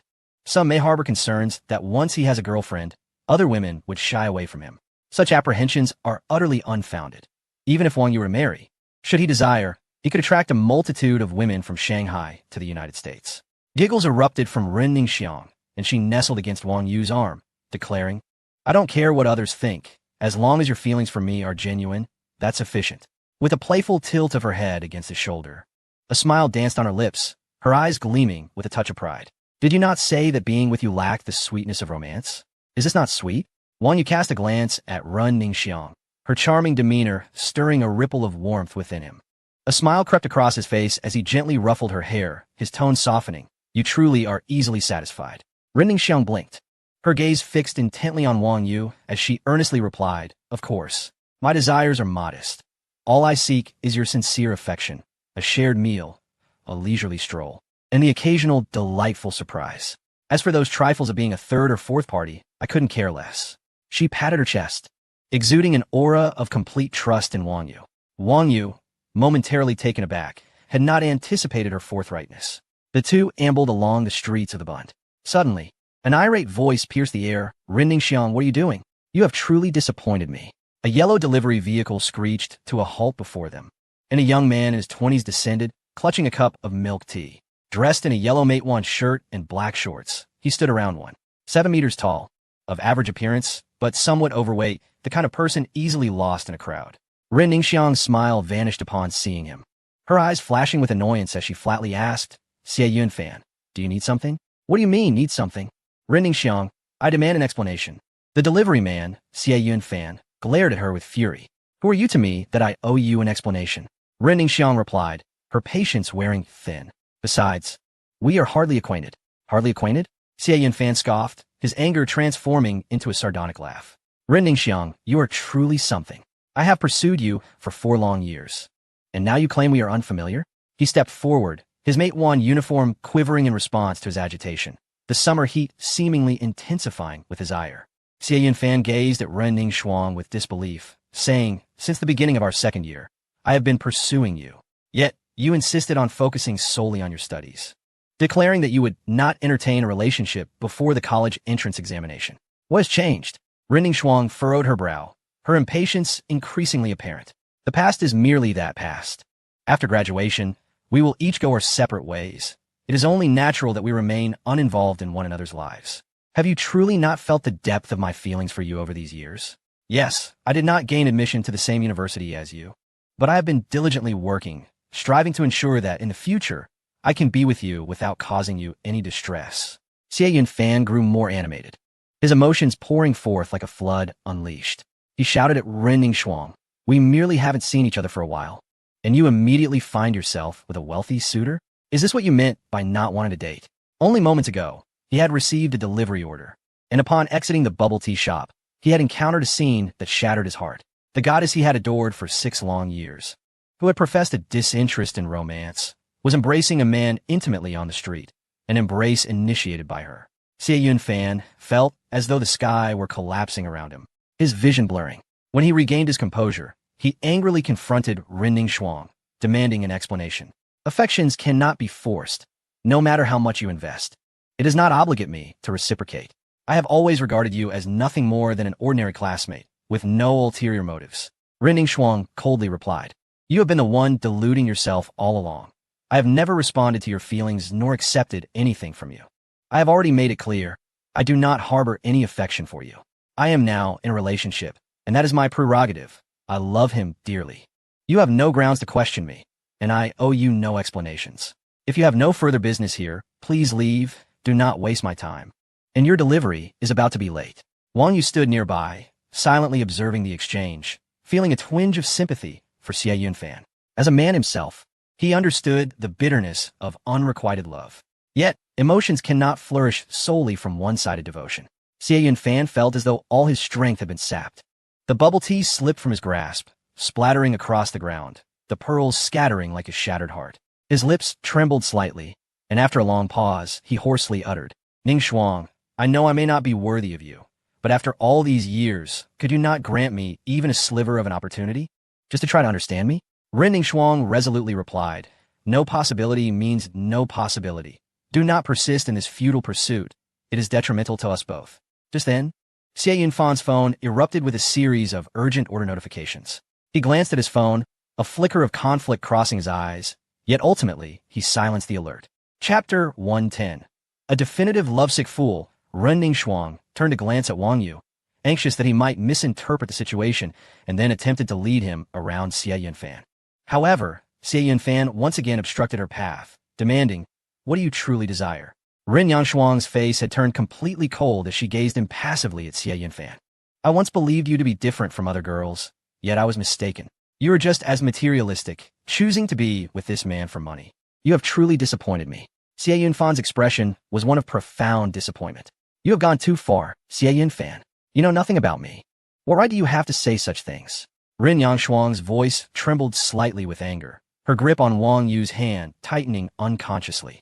Wang Yu gently patted her hand, signaling her to remain calm. Looking at Wang Yu, Ren Yangshuang remarked, "He and I were classmates in high school. I made my feelings clear to him. Yet he continues to cling to me. No matter how many times I reject him, he remains unmoved. In truth, we are not close. We were merely classmates." Wang Yu placed a hand on her waist, saying, "It's all right, I understand. Leave him to me." "Okay." Ren Yangshuang nodded obediently, though with a hint of concern she added, "Be careful. I fear he may hurt you." "Don't worry," Wang Yu reassured her. Their conversation reached Xie Yunfan's ears, each word piercing him like a knife. Observing the two in close proximity, a wave of anguish washed over him, consuming him entirely. Xie Yunfan's breath grew rapid and labored, his chest heaving violently. His fists clenched so tightly that the knuckles turned almost translucent. "Do you think your petty wealth can win her over?" Xie Yunfan suddenly shouted, his voice hoarse from anger and pain. Wang Yu merely smiled faintly, turning to face him, shaking his head. "This is the quintessential image of a lovesick fool. But in the end, he possesses nothing. A true lovesick fool indeed." He had no time to waste on such a person, and promptly addressed Xie Yunfan. "We are all adults. You should understand that Ren Yangshuang is now my girlfriend. Keep your distance and cease your pursuit." "What do you mean, your girlfriend?" Xie Yunfan's face flushed instantly, his voice brimming with fury.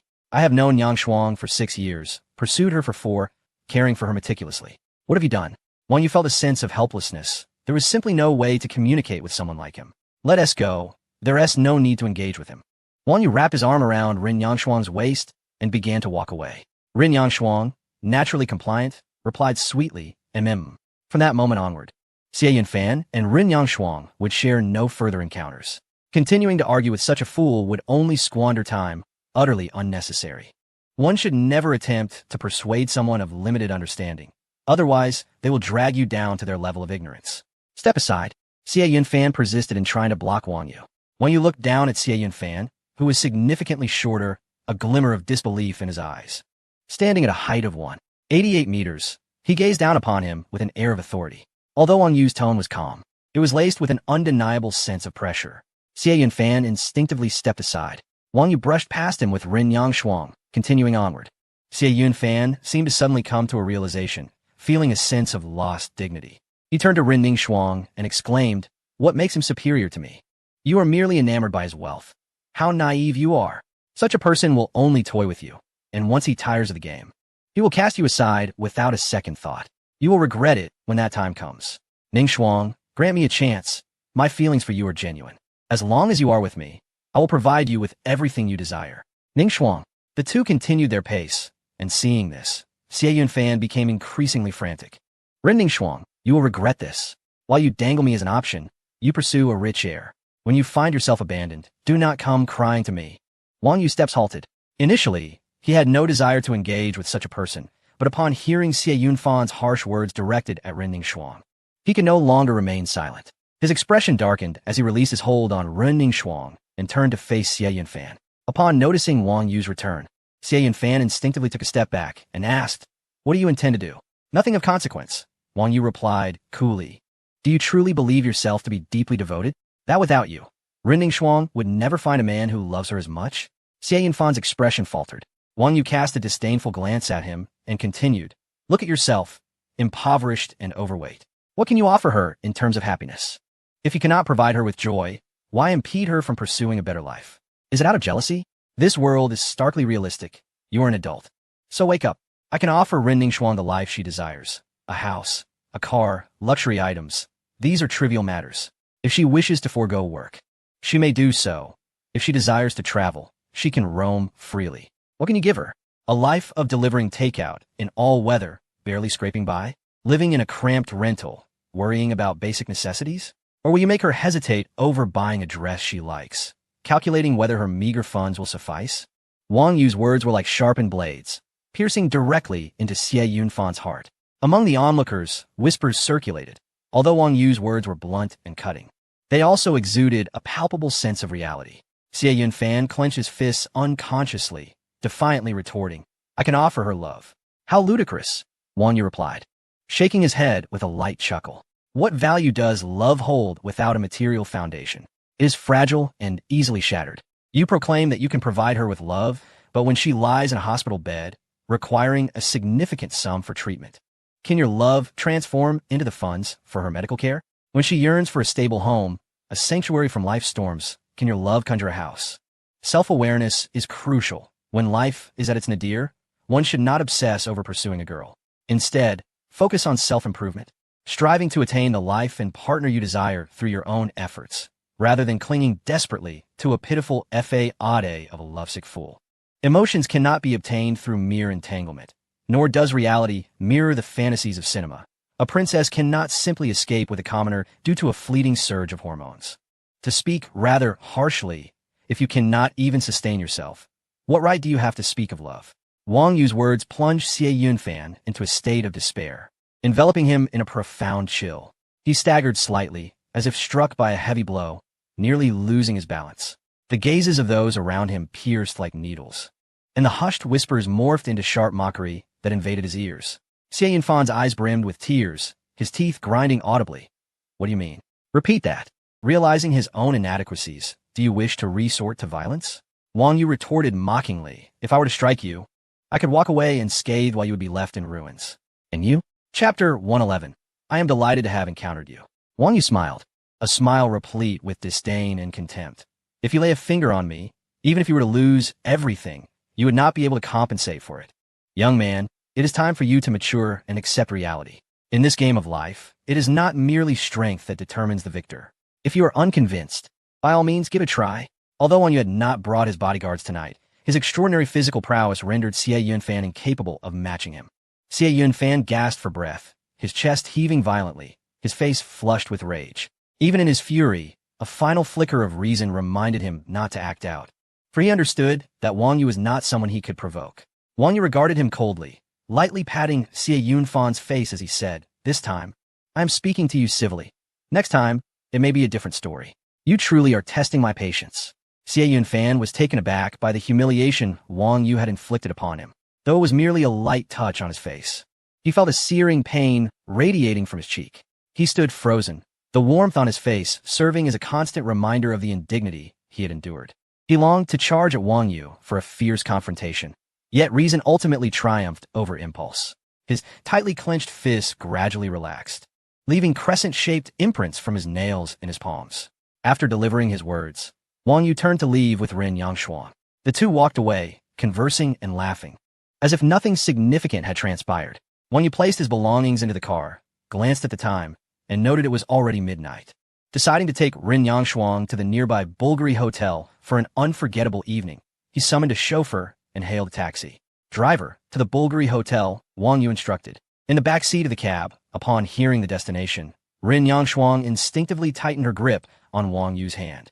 She remained silent, feeling her heart race. Before long, the taxi arrived at the entrance of the Bulgari Hotel. The chauffeur parked the car and handed Wang Yu the keys. The total fare is 135 yuan. After Wang Yu received the key, he took Ren Ningxuan's hand and entered the Bulgari Hotel. Good evening, Mr. Wang. Your room has been prepared for you. Here is your room card. As they stepped through the entrance, Butler Lin was already waiting, bowing slightly as he handed over the room card. Prior to their arrival, Wang Yu had contacted Butler Lin to reserve a Bulgari suite. Thank you for your assistance. Wang Yu expressed his gratitude, presenting his bank card.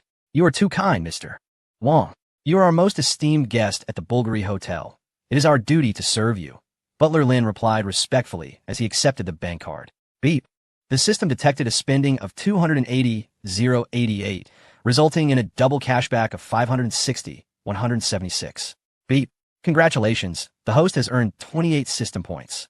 Wang Yu smiled, took back his bank card, and led Ren Ning Shuang towards the elevator. Butler Lin, understanding the situation, refrained from following them and instead watched Wang Yu from the lobby. Soon, the elevator doors opened, revealing the same room Wang Yu had previously occupied. He paused in front of the door, swiped the card, and entered, illuminating every light within. Ren Ning Shuang was momentarily taken aback by the opulence of the room. Her wide eyes sparkled with astonishment and disbelief.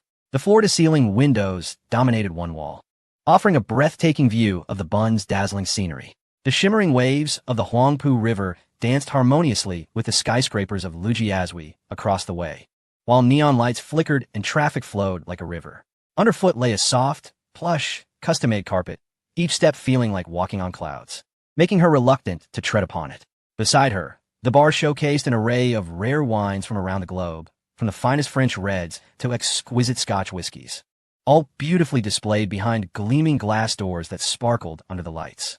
Ren Ning Shuang meandered through the room, her fingers gently caressing every exquisite piece of decor, marveling at the luxurious lifestyle around her. How much must this evening cost? She mused in astonishment. Not much, Wang Yu replied nonchalantly. I hardly believe that. You could easily spend over 200,000 on a single meal. How could such a lavish hotel cost so little? It's nearly 300,000, isn't it? Ah, Ren Ning Shuang gasped, instinctively covering her mouth with her hands. You should go take a shower, Wang Yu said lazily as he reclined on the sofa. Why take a shower? Ren Ning Shuang's cheeks flushed crimson, her heart racing as if it housed a restless rabbit. She was well aware of Wang Yu's intentions, and the thought of what might transpire next made her pulse quicken even more. Don't be nervous. Wang Yu seemed to perceive her thoughts, his tones softening further. It's simply a shower to relax, I assure you. You mentioned you studied dance since childhood. I would love to admire your grace. Well, if that's the case. Ren Ning Shuang bit her lips slightly and took tentative steps towards the bathroom. Upon entering the bathroom, she gently closed the door behind her, leaning against it as she placed her hand on her chest, attempting to soothe her heart, which raced like a startled fawn. After her bath, Ren Ningxue wrapped herself in a towel, gazing at her reflection in the mirror. The steam enveloped her skin, enhancing its porcelain-like smoothness with a subtle rosy hue. The towel clung tightly to her chest, yet could not conceal the alluring contours of her full and upright figure. Her long, straight legs peeked out from beneath the towel, their graceful lines unmarred and flawless. Her delicate ankles resembled exquisite pieces of art, compelling one to steal a few more glances. Come on, Ren Ningxue. Is this not what you have been yearning for? Taking a deep breath, she opened the bathroom door and stepped out slowly. Wang Yu sat on the sofa, holding a glass of red wine, his gaze casually fixed on the television screen. Hearing the movement, he turned his head and was instantly captivated by the sight of Ren Ningxue before him. Ningxue, you are truly beautiful, Wang Yu exclaimed involuntarily, his eyes filled with awe. He stepped forward and embraced her tightly. Ren Ningxue's body stiffened slightly, a blush spreading from her cheeks to the nape of her neck. Her hands instinctively pressed against Wang Yu's chest, as if to push him away, yet lacking any force, they merely rested there. Wang Yu, I am so happy to have met you. Wang Yu gently released her, cradling her face in his hands, gazing deeply into her eyes, his expression brimming with affection. Ningxue, I will always treat you well. Trust me. With that, he slowly lowered his head, leaning in towards her lips. Ren Ningxue's heart raced wildly, her eyes fluttering shut. For a moment, the world seemed to fade away, leaving only the intertwined sounds of their breaths and her quickening heartbeat. The air was thick with an intoxicating atmosphere. Soft light cascaded upon them, outlining their intimate silhouettes. Chapter 112. Wang Yu is my boyfriend. Boom. Boom. The following day, Wang Yu arrived at school in his stunning Apollo. It's Wang Yu. Is that Ren Ningxue sitting beside him? It was the end of class, and the campus was bustling with students, all pointing and murmuring about the car. However, they instinctively parted to create a path for the vehicle, their eyes filled with envy as they gazed at the Apollo. Amidst the admiring stares of their classmates, the car drove directly towards the girls' dormitory. Moments later, Wang Yu parked his Apollo at the entrance of the dorm. There were girls returning from class and others chatting idly beneath the dormitory. As Wang Yu brought the sleek Apollo to a halt, all eyes were drawn to him. The roar of the engine gradually subsided. Wang Yu turned off the ignition and stepped out of the car, eliciting excitement among the surrounding girls. Wow, it's Wang Yu. He is just too handsome. This is Apollo, a globally limited supercar, and I must admit, it possesses an undeniable allure. How can Wang Yu be so striking? After all, I just had my nails done. If I could have a mere conversation with him, I would gladly trade anything, even a lottery win of 5 million. A girl, adorned with black-rimmed glasses and a ponytail, anxiously trembles, gripping her friend's arm tightly, her voice quivering with excitement. Am I dreaming? Is this really Wang Yu? If I could utter just a single word to him, I would do anything. The girls around her exchanged fervent whispers, their understanding of recent events far surpassing that of the boys, as they're the backbone of the school forum. A man like Wang Yu is typically a figment of their dreams, but witnessing him in person today has ignited sheer joy, transforming them into starry-eyed admirers. Wang Yu can only smile wryly, lamenting the burden of his own charm. Not only is he wealthy and handsome, but he has also single-handedly imprisoned the dean and department head, ushering in a newfound tranquility on campus. Thus, he has ascended to the status of an idealized male deity in the hearts of these girls. Ren Ningxiang, her legs trembling, gracefully steps out of the passenger seat, her brow furrowed as she surveys the gathering crowd. Approaching Wang Yu, she instinctively links her arm with his. In an instant, an eerie silence envelopes the girls. Their gazes converge on Ren Ningxiang, filled with jealousy, resentment, and barely concealed hostility. How did Ren Ningxiang end up with Wang Yu? The very thought that she is now linked to him, especially after he escorted her back to the girls' dormitory last night, sparks whispers of speculation throughout the crowd. How could she possibly deserve someone like Wang Yu? One girl mutters, her face a mask of indignation. Exactly. She usually seems indifferent to boys. So how did she manage to flirt with Wang Yu? Another girl scoffs, her tone dripping with disdain. Hearts shatter among the onlookers, wishing to take her place. Why does Ren Ningxiang have the right to pursue Wang Yu? It is worth noting that many derogatory posts about her on the school forum originated from their very hands. Now, seeing her with Wang Yu is more painful than any wound. Yet, Ren Ningxiang, amidst the biting remarks, maintains a serene smile. Devoid of any sign of panic or fear, she tenderly tightens her grip on Wang Yu's arm, a gesture both natural and affectionate, as if proclaiming their intimate bond to the world. With a triumphant smile, Ren Ningxiang rises on her toes and plants a kiss on Wang Yu's cheek. She then surveys the surrounding girls, retrieving from the Apollo's storage compartment the clothes and notebook that Wang Yu had given her the night before. I'll head up first. She chirps sweetly to Wang Yu. All right, he replies with a nod, his tone calm and composed. As he watches Ren Ningxiang walk towards the dormitory, he activates his true vision. In that fleeting moment, a golden glimmer flashed in Wang Yu's eyes as Ren Ningxiang's personal information materialized before him. Name, Ren Ningxiang, age, 23, height, 172 centimeters, charm, 98, physique, 90 affection level, 99 skills, advanced yoga, advanced dance, advanced business English, intermediate violin, intermediate calligraphy, and painting. Wang Yu noticed that Ren Ningxiang's affection for him had reached an impressive 99 points, and a subtle smile graced his lips as he softly murmured, "This foolish woman." It seems last night's efforts were not in vain. It was worth spending hours dancing with her. He then turned and returned to the car. Under the watchful eyes of the surrounding ladies, Ren Ningxiang remained composed, seemingly indifferent to their gazes. With shopping bags in hand, she strolled towards the dormitory. Out of the corner of her eye, she caught glimpses of their envious and jealous stares. Ren Ningxiang had never felt such exhilaration before, all thanks to Wang Yu. She slightly lifted her chin, her posture growing ever more regal. Upon returning to the dormitory, Ren Ningxiang found her roommates present. Some were engrossed in books, while others stared blankly at their phone screens. Upon seeing Ren Ningxiang return with numerous bags, their eyes widened in disbelief. Ningxiang, how on earth did you buy so many things? My goodness, is that the latest model of the phone? And a laptop too. Did you win a lottery? Ren Ningxiang began to unpack her clothes, neatly arranging them in the wardrobe. I didn't win anything. These were all gifts from Wang Yu. Wang Yu? Oh my. These are Chanel clothes. They must be incredibly expensive. Not really, just over 100,000. Upon hearing the price, her roommates immediately dropped their distractions and clustered around Ren Ningxiang, exclaiming, Ningxiang, what is going on? Did Wang Yu agree to your pursuit? Yes. Wang Yu is now my boyfriend. Ren Ningxiang replied with a bright smile, radiating happiness. With Wang Yu's affirmation, she felt no burden in revealing her relationship status. Wow. Oh my. Her roommates instinctively gasped, their eyes sparkling with unabashed envy. No wonder you didn't come back last night. You were on a date with Wang Yu. With his physique, he must be impressive in every aspect, right? Ning Shuang, tell us, how was it last night? Yes, Ning Shuang, I was dying to know. Absolutely amazing, Rin Ning Shuang said, helplessly gazing at them, her expression a mixture of exasperation and delight. How amazing! Her roommates, like eager children, gazed at her with wide eyes, brimming with curiosity. Rin Ning Shuang's cheeks flushed slightly, her initial exasperation giving way to a blend of shyness and sweetness.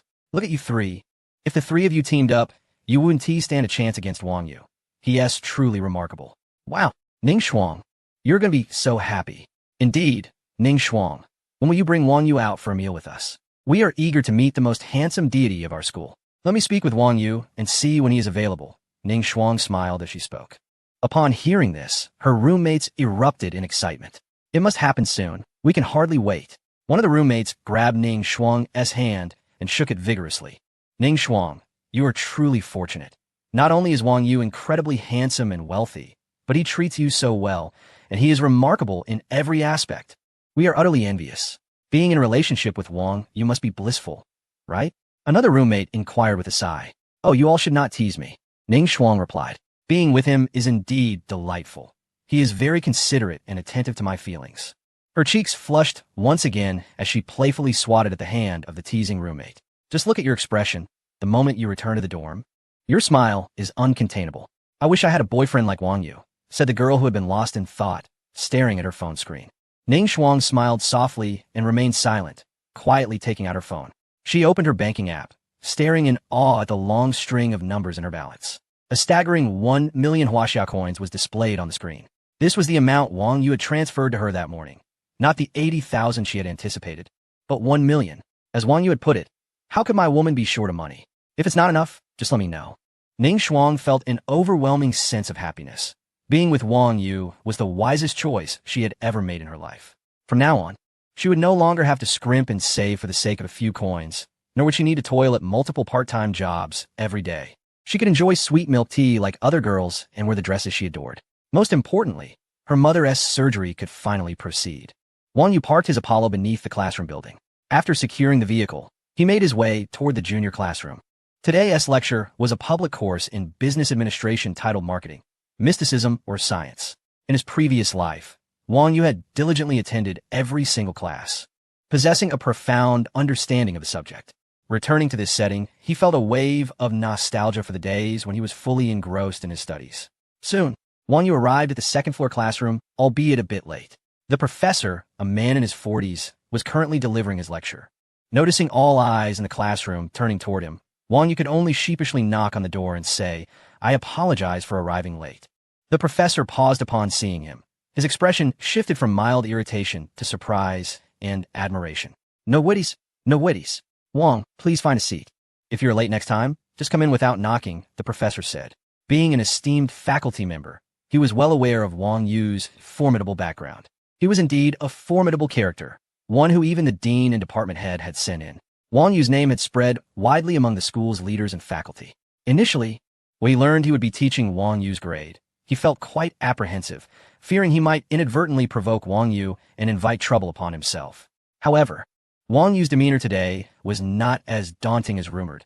He appeared to be quite a pleasant young man. This unexpected impression sparked a sense of fondness within him. Despite Wang Yu's esteemed status, he remained courteous and respectful towards him, an ordinary professor, alleviating his concerns about the days to come. Wang Yu nodded at the professor and entered the classroom, intending to find a seat when he noticed someone waving at him from the last row. Wang Yu, over here. I have a spot. Upon closer inspection, he realized it was Yao Jinglong. Wang Yu made his way to the last row and sat beside him, curiosity prompting him to ask, Aren't you a freshman? What brings you here to attend a junior-level open class? I've already self-studied the material. These courses are far too easy for me. I thought I'd take a chance and see if I might run into you. What a coincidence that you are here for the lecture. Yao Jinglong replied with a bright smile, revealing his pearly whites. All right, students, allow me to introduce myself once more. My name is Du Yuanqing, and I will be your instructor for this course. Additionally, I am a professor in the marketing department of the School of Business Administration. Should you have any questions after class, feel free to approach me privately, Professor Du Yuanqing announced. He adjusted his glasses and warmly surveyed each student in the classroom, continuing, I have dedicated many years to the marketing field and have participated in numerous marketing projects for various enterprises.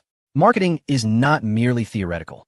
It is a discipline intricately woven with both theory and practice, brimming with innovative vitality. As Professor Du's lecture reached a crescendo, an abrupt cacophony of ringing interrupted the serene atmosphere of the classroom. The sound, piercing in the silence, drew his gaze toward the source of the disturbance, which turned out to be emanating from Wang Yu. Feeling slightly embarrassed by the ringing of his phone in his pocket, Wang Yu quickly retrieved it and saw it was a call from Wang Sikong. Pausing in his intent to decline the call, he raised his hand to gesture apologetically to Professor Du, who, with a beaming smile, nodded reassuringly that it was all right. Wang Yu then exited the classroom and stepped into the corridor to answer the call. Hello, Lao Wang, what is up? I'm in class right now. He spoke into the receiver. Wang Yu, I just wanted to inform you that the Yongla and Lintingi Su I borrowed from you have been delivered to your home. Check them when you get back tonight, and let me know if there are any issues, Wang Sikong instructed from the other end. It's fine. As long as they've been returned, that's all that matters, Wang Yu replied nonchalantly. Since their return to the metropolis, Wang Sikong had borrowed the Yongla and Lintingi Su to show off to his father. You're unaware, but throughout these years, I have seldom remained at home for more than a few minutes without receiving scolding. At last, I find myself in a tranquil state this time. Wang Sitsong's voice was imbued with a sense of ease. Wang Yu's lips curled slightly, revealing a barely perceptible smile as he remarked, It seems these two treasures have proven quite effective, allowing you a few days of comfort. Indeed, when my father laid eyes on these items, his astonishment was palpable. His attitude towards me has taken a complete 180-degree turn in recent days. Seizing this opportunity, I managed to extort a handsome sum from him. The more Wang Sikong spoke, the more exhilarated he became, his voice rising in pitch. All right then, you shall treat next time. Wang Yu listened intently, absent-mindedly tapping his fingers against the corridor railing as he admired the campus scenery. That is a certainty, Wang Sikong readily agreed, his tone brimming with exuberance. How about tomorrow evening? I'll invite Qin Fun and a few others. We can have a great time at my bar. I'm not sure if I'll have time tomorrow. Perhaps the day after? Wang Yu furrowed his brow in contemplation. What's the matter? If you need assistance, do not hesitate to ask, Wang Sikong inquired with genuine concern. It's nothing much, Wang Yu replied with a hint of exasperation.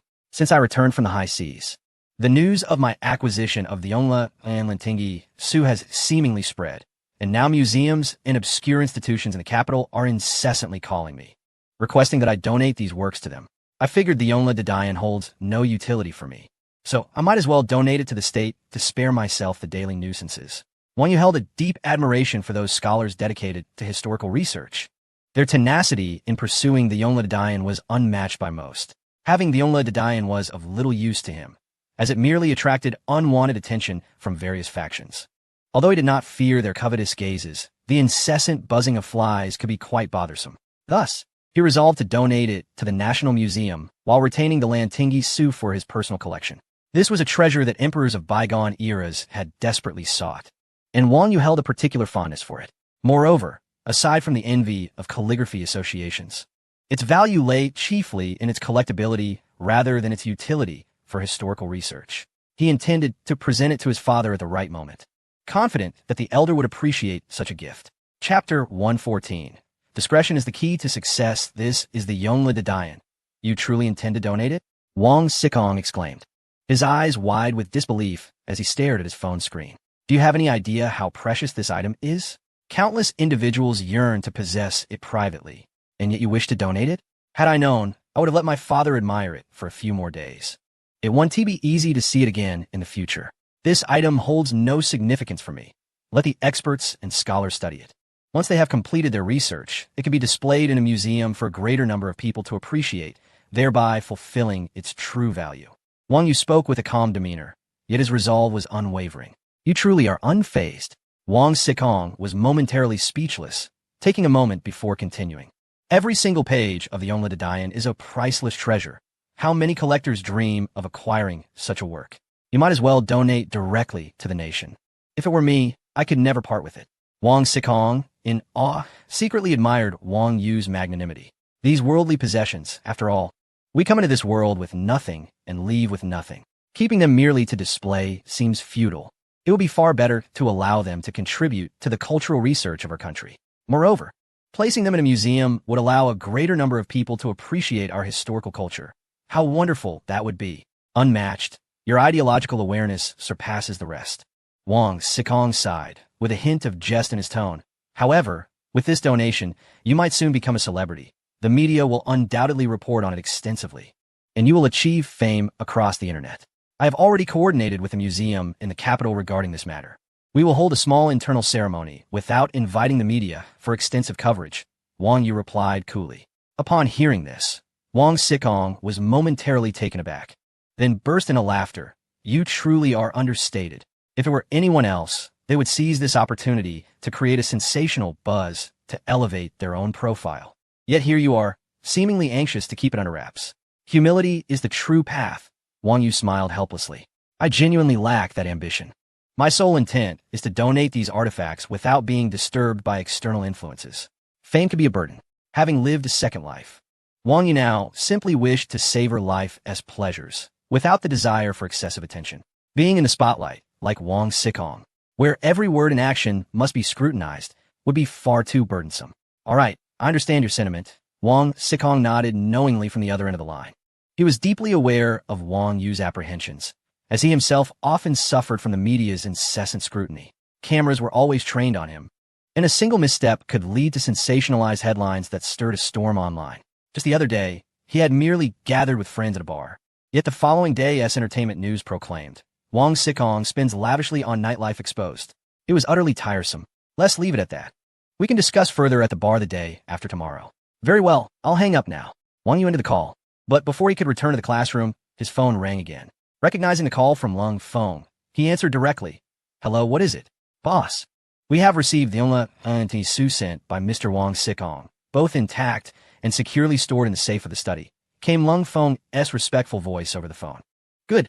Thank you for your hard work. We must enhance the security at home during this period, especially in the area where these two items are kept. There must be no mistakes, Wang Yu said with a tone of seriousness. Rest assured, boss. I have arranged for double the personnel on a 24-hour rotating watch to ensure absolute security. Also, the representatives from a national museum will arrive in the city tomorrow. You will need to cooperate during the handover, so please prepare in advance. Understood, boss. Before the handover tomorrow, I will conduct a thorough check to ensure everything is in order. All right, keep me informed of any developments. Wang Yu hung up the phone and stepped toward the classroom. Meanwhile, in a chamber beneath the Celestial Palace, Lung Feng was meticulously finalizing the last preparations. He summoned all personnel involved in security, reiterating the significance of their mission and the precautions to be taken. Tomorrow, representatives from the National Museum would arrive to receive the Yongla Encyclopedia, a treasure of national heritage. With a piercing gaze, Lung Feng surveyed each team member, stating, everyone must remain fully vigilant. No detail, however minute, should escape our scrutiny. The team stood in a neat row, responding in unison. Understood. As Wang Yu entered the classroom, he realized the lesson had already concluded. Wow, Wang Yu, I can't believe I'm in the same class as you. How fortunate. Before he could gather his thoughts, a throng of girls surged towards him like a tide. You're so handsome, even more so than the rumor suggested, exclaimed a girl with a ponytail, her cheeks flushed with excitement. Wang Yu, what clubs do you usually participate in? Any fun activities? Bring us along.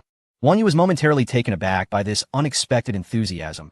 Managing to muster a faint smile as he replied, I don't participate in any clubs, I just exercise occasionally. No wonder you're in such great shape.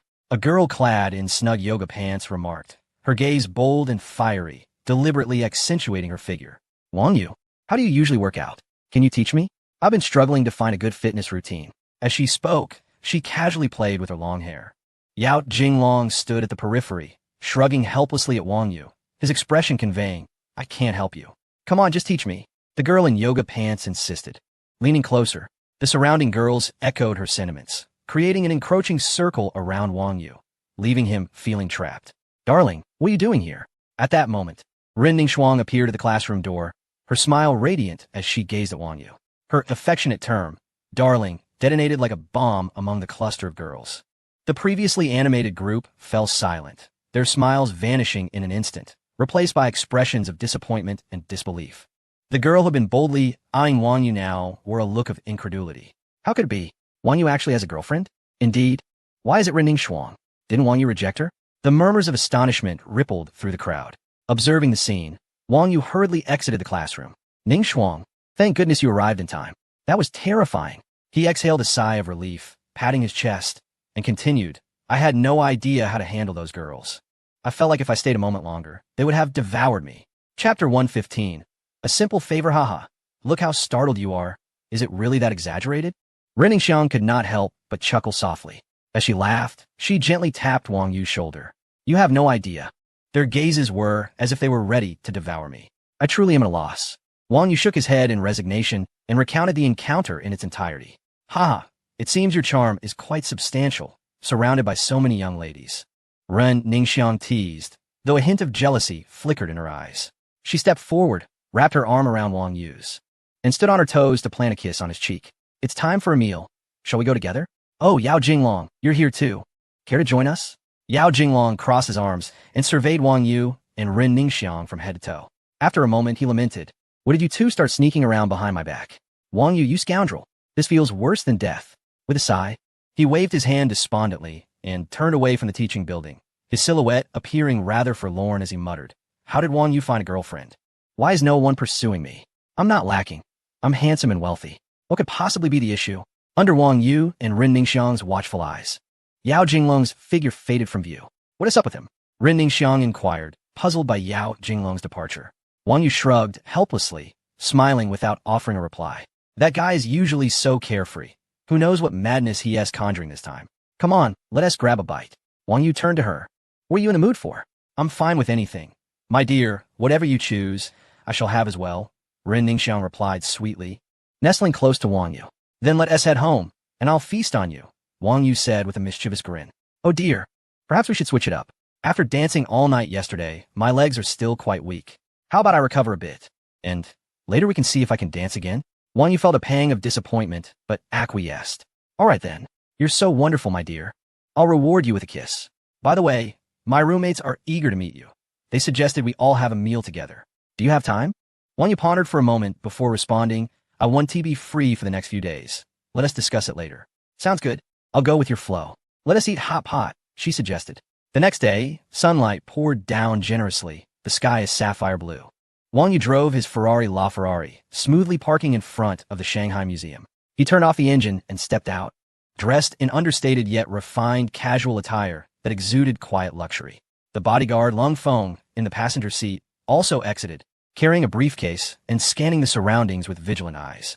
As they approached the museum entrance, a staff member greeted them warmly, bowing respectfully. Are you Mr. Wang Yu? Please, come this way.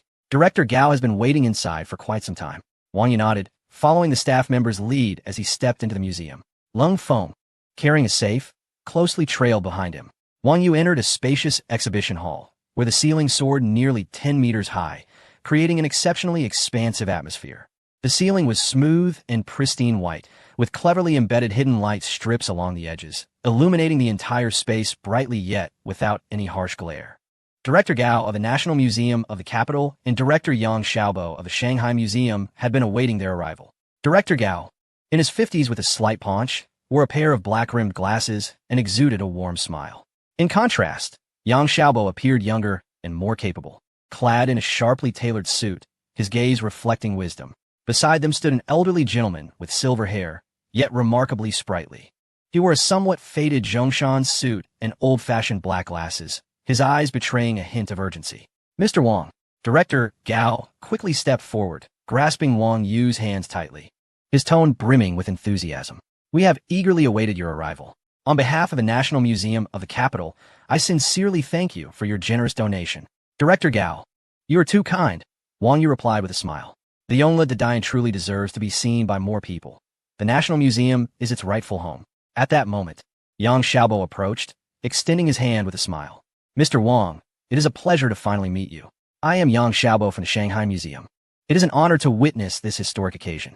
After a brief exchange of pleasantries, Director Gao turned slightly, gesturing toward the elderly gentleman.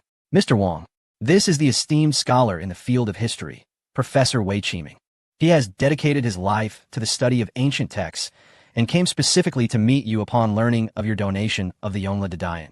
Young Wang, it is good to see you again. Professor Wei Qiming stepped forward, extending his hand with a smile. Professor Wei, it has been a long time, Wang Yu replied promptly. This was indeed the same Professor Wei Qiming he had encountered aboard the Ocean Symphony. I have long hoped for more materials related to the Yongle Dadain to emerge in the world during my years studying history. I never imagined you would donate it directly, allowing me to fulfill this wish in my lifetime, Professor Wei expressed with deep emotion. Since their last parting, upon returning to Shanghai, he had wished to borrow the Yongle Dadain for in-depth research. However, having just returned from international waters, he had not yet contacted Wang Yu, fearing that time was too short. To his astonishment, Wang Yu had now donated the Yongle Dadain to the state. This filled him with admiration. The 68 volumes of the Yongle Dadain you are donating this time are indeed a timely boon, Director Gao concurred. As long as it aids your research, that is sufficient for me. Wang Yu replied with a smile. Wang Yu subtly gestured to Lung Feng, who understood and gently placed the safe on the nearby wooden table, carefully turning the combination lock to slowly open the lid. In that instant, the atmosphere shifted. All eyes were fixed intently upon the 68 ancient and weighty volumes of the Yongle Encyclopedia. Director Gao, Yang Xiaobo, and Professor Wei promptly approached to take a closer look. When Wei Qiming beheld the aged, yellowed pages, his eyes glistened with emotion as he exclaimed, "At last, I have seen it. This is the crystallization of countless ancestors' wisdom." His hand trembled slightly, yearning to touch the pages, yet hesitating, ultimately merely gliding gently above them. With a voice tinged with emotion, he remarked, "This is a testament to history, encapsulating the toil of so many. With it, our understanding of antiquity can advance significantly." Yang Xiaobo, equally moved, added, "Mr. Wang, your benevolent act today bears immeasurable merit. Thank you ever so much." Director Gao's gaze was filled with reverence as he expressed his gratitude to Wang Yu. In the past, research on ancient culture often yielded fragmented and incomplete resources. Now, with these 68 volumes of the Yongle Encyclopedia, it felt as if a crucial piece of the puzzle had been discovered, potentially resolving numerous scholarly dilemmas. Our museum has long aspired to organize a grand exhibition tracing the origins of ancient culture, and this compendium will undoubtedly be of paramount importance, allowing the public to truly appreciate the wisdom of our ancestors. I also hope it will enable more individuals to understand our historical culture, he continued. Wang Yu smiled and nodded in agreement. Mr. Wang, we had initially planned to hold a grand donation ceremony, inviting numerous luminaries from the cultural realm, media friends, and enthusiastic individuals from various sectors to witness this momentous occasion. Director Gao expressed with heartfelt gratitude. After all, this donation carries great significance and deserves to be celebrated. Perhaps you might reconsider? Indeed, Mr. Wang, such an altruistic act should be known by more people, Yang Xiaobo chimed in. Upon hearing this, Wang Yu smiled and waved his hand dismissively. I truly appreciate the sentiments of both directors. You are all my elders, so please just call me Xiao Wang. I am not fond of excessive fanfare. Let us forego the ceremony. Director Gao and Yang Xiaobo exchanged glances filled with admiration for Wang Yu. It was rare to find someone of such youth displaying a dispassionate attitude towards fame and fortune. In today's world, many young individuals eagerly seek the limelight, fearful that the spotlight may not shine upon them sufficiently. Yet Wang Yu focused solely on humility, effortlessly acquiring priceless antiques worth billions, and without hesitation, opting to donate them. His underlying identity and background must be remarkable. Observing his humble and courteous demeanor, addressing both Yang Xiaobo and Director Gao as elders, not a hint of arrogance stemming from his wealth was apparent. This stood in stark contrast to those who, at the first opportunity, would seek to broadcast their generosity before the media. True aristocrats do not require a donation ceremony to showcase their benevolence. They prioritize the intrinsic significance of the act itself. Wang Yu's understated approach to affairs serves only to affirm his extraordinary identity. Then I shall take the liberty to call you Xiao Wang. The youthful vision and demeanor of the young Wang Yu have left us seasoned veterans who have navigated this circle for years, feeling rather inadequate. Director Gao expressed with a sense of nostalgia.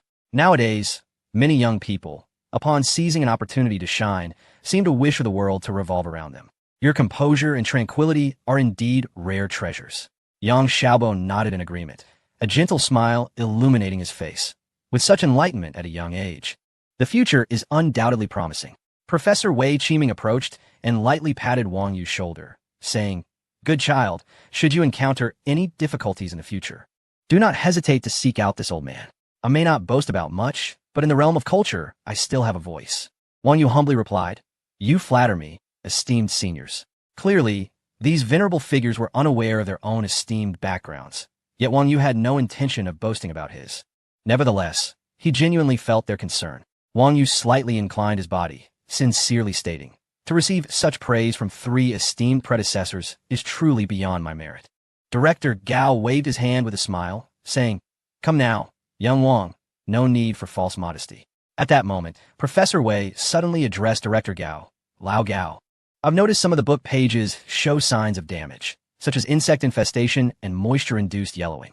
We must address this urgently."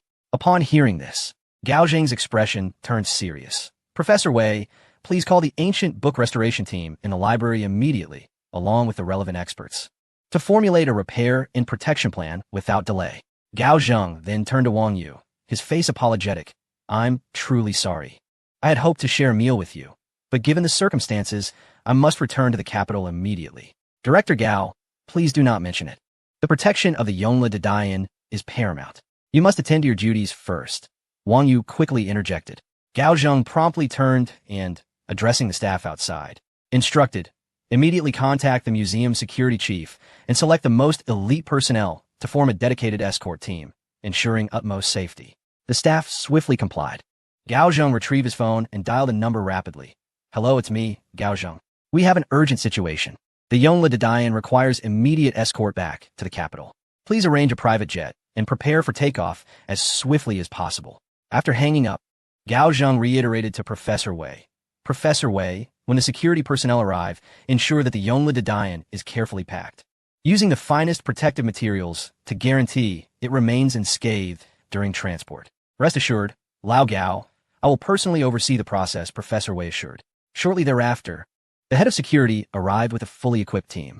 Gao Zheng regarded them with seriousness. "This mission is of utmost importance. You must protect the Yongle de Dian as if it were your own life. If anything goes awry, the consequences are unthinkable." The security personnel responded in unison. "We guarantee the completion of the mission." Subsequently, Professor Li and the staff carefully returned the Yongle de Dian to its safe. Surrounded by soft, cushioning protective materials, each volume of the precious collection was meticulously secured. Gao Zheng stood nearby, his keen gaze unwavering, occasionally advising, "Be gentle, check again. Ensure there are no gaps, and prevent any possibility of movement." Once everything was in place, Gao Zheng and Professor Li, under the vigilant escort of security personnel, made their way toward the museum's exit. Wang Yu and Yang Xiaobo trailed behind, their expressions marked by concern. At the museum entrance, an armored vehicle awaited their arrival. Security staff carefully placed the safe containing the Yongle Encyclopedia inside the vehicle, and shortly thereafter, Gao Zheng and Professor Wei also boarded. Lowering the car window, Gao Zheng addressed Wang Yu. "This time, we owe you a great debt. The Imperial Capital Museum always welcomes your presence." "Director Gao, you are too gracious. I shall certainly be a frequent visitor," Wang Yu replied with a smile. After exchanging farewells, Director Gao waved once more to Wang Yu and Yang Xiaobo before rolling up the window. As the engine roared to life, the armored vehicle began to depart, escorted by a convoy of security cars, slowly making its way away from the museum. Wang Yu and Yang Xiaobo stood rooted in place, watching as the convoy vanished at the end of the street. Yang Xiaobo let out a sigh of relief and remarked, "I hope their journey is smooth." Turning to Yang Xiaobo, Wang Yu smiled and said, "Director Yang, I shall take my leave now. If there are any developments, please feel free to contact me." "Certainly. Be safe on your journey," Yang Xiaobo responded with a nod, giving Wang Yu's shoulder a reassuring pat. Acknowledging the sentiment, Wang Yu proceeded with bodyguard Lung Feng towards his Ferrari LaFerrari. Lung Feng swiftly approached, opening the door as Wang Yu took his seat in the driver's position, effortlessly starting the engine. With a powerful roar, the LaFerrari rolled out of the museum parking lot. Upon entering the bustling streets of the Magic City, the LaFerrari surged forth like a cheetah unleashed, displaying astonishing acceleration. The car, a streak of red lightning, raced along the road, its tires screeching against the asphalt, leaving ephemeral marks in its wake. The scenery along the streets whizzed past as if fast-forwarded, drawing the attention of pedestrians. The wind rushed through the open window, creating a whistling sound that tousled Wang Yu's hair. During a red light halt, he took a moment to scroll through the news on his phone. A headline caught his eye. A mysterious tycoon had donated the Yongle Encyclopedia. Chapter 117. The conflicts and struggles of Long Lily, this mysterious tycoon, is quite remarkable. After all, it is the Yonhla Encyclopedia. I heard it was acquired at an overseas auction. Indeed, it is said that this billionaire spent 60 billion for it. My goodness, 60 billion. I could never earn even a fraction of that in my lifetime. To donate 60 billion without a second thought is simply astounding. I had thought the wealthy were only interested in indulgence, but it seems there are those with such benevolence. It truly surprises me. 60 billion for the donation of the Yonhla Dedayan. This series of astonishing actions is truly breathtaking. Without further ado, I am enamored. When a museum exhibits the Yonhla Dedayan, I shall certainly pay a visit, as it would be a privilege to bask in the glory of our national treasure. At last, these affluent individuals have accomplished something of substance, unlike Wang Xikong, who merely indulges in frivolities. The news elaborated on the details of this donation, highlighting the profound significance of the Yonhla Dedayan for cultural research, though it refrained from mentioning Wang Yu by name, referring to him merely as the mysterious tycoon.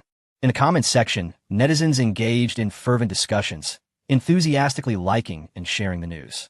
Observing these comments, Wang Yu's lips curved slightly upward, revealing a faint smile. Despite his desire for anonymity, the praise from so many lifted his spirits immensely. Once the red light turned green, Wang Yu started the engine of his Ferrari LaFerrari, which glided through the bustling streets like a nimble crimson sprite. 40 minutes later, he arrived outside the Kafko Hygiene No. 1 building. After sending a message to Long Lily, he turned to Lung Feng and said, "You can head back first." "Understood, boss," Lung Feng replied, opening the car door and departing. Moments later, the entrance of Kafko Hygiene No. 1 gently swayed open. Long Lily's tall and curvaceous figure appeared at the doorway. Standing at 168 meters, her proportions were nearly perfect, and every movement exuded a distinctive charm. She was clad in a black professional suit, with the collar of her white shirt slightly unbuttoned and a delicate tie elegantly knotted, perfectly showcasing her professionalism and competence as a secretary. The fitted jacket accentuated her slender waist, while the form-fitting skirt revealed her long, shapely legs encased in nude stockings. Having just received Wang Yu's call regarding the need to finalize the office location and assist in company registration, Long Lily had promptly gathered the relevant materials. Not anticipating Wang Yu's swift arrival, with documents in hand, she gracefully approached the car. Wang Yu had already alighted, smiling as he opened the door for her. "Thank you," Long Lily said with a slight nod of gratitude before elegantly taking her seat in the passenger side. "Would you mind accompanying me for a trip?" Wang Yu asked as he resumed the driver's seat and started the car. "It's no trouble at all. Providing you with service is my duty," Long Lily replied respectfully. "There's no need for such formality," Wang Yu said lightly. "We've known each other for quite some time. Feel free to relax around me. I'm not so stern." "Indeed," Long Lily responded, a hint of shyness in her voice. Ever since that intimate encounter at the Tianmu Palace, she had relocated to reside beneath Wang Yu's abode at the Tianmu Palace. As she lay on the luxurious bed, images of Wang Yu's handsome visage and his soulful gaze flooded her mind, alongside the exhilarating sensation of their embrace. Her heart was fraught with conflicting emotions and struggles. On one hand, she yearned for a deeper connection with Wang Yu and the opulent lifestyle that accompanied it. On the other hand, she was acutely aware that Wang Yu had multiple girlfriends, and her actions undoubtedly ensnared her in a complex web of emotional entanglements. In the days that followed, as Wang Yu ventured out to the open sea, she found herself devoid of tasks as his personal steward. Long Lily had initially believed she could use this time to clarify her thoughts and cast aside all matters related to Wang Yu, returning to her previously tranquil life. However, when life suddenly became so leisurely, she realized she was incapable of doing so. Memories of her time with Wang Yu relentlessly flooded her mind. His tall, handsome figure, exuding a potent masculine aura, played like a film on an endless loop in her thoughts.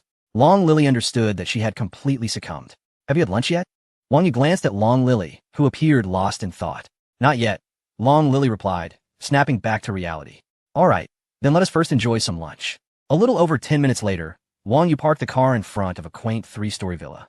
Long Lily, somewhat bewildered, raised her head and realized that Wang Yu had already come to a stop. "Let us go." Wang Yu unbuckled his seatbelt, opened the car door, and stepped out. As Long Lily alighted from the vehicle, she beheld a villa steeped in history, its weathered walls seemingly narrating tales of yore. It stood in stark contrast to the surrounding modern skyscrapers, yet somehow blended harmoniously with its environment. Linjiang Feast? This restaurant's dishes are truly distinctive. It is said to be the pinnacle of Jiangsu and Zhejiang cuisine. I believe you will undoubtedly enjoy it. Wang Yu naturally walked beside Long Lily, speaking softly.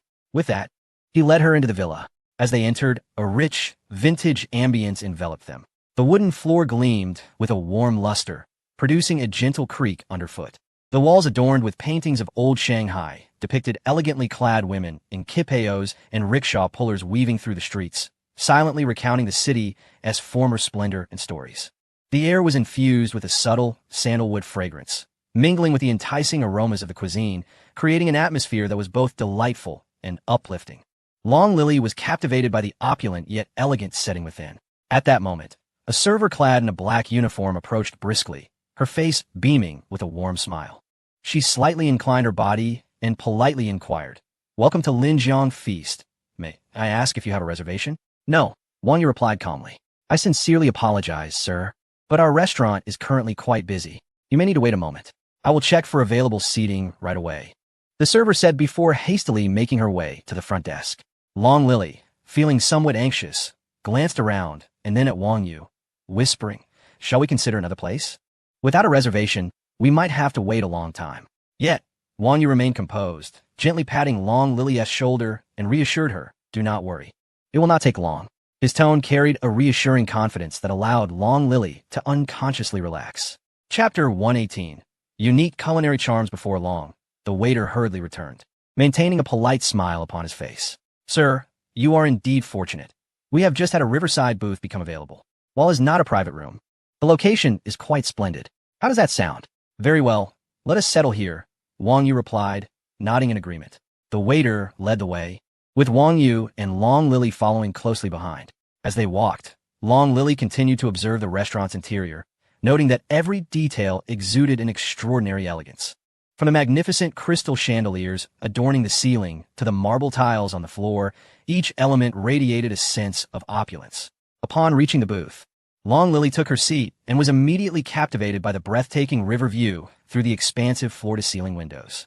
Boats glided gracefully across the water, while the distant skyline shimmered under the sun, presenting a particularly magnificent sight.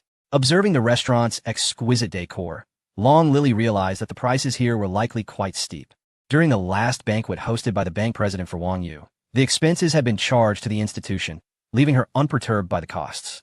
However, now that Wang Yu was treating her to a meal, the sentiment felt markedly different.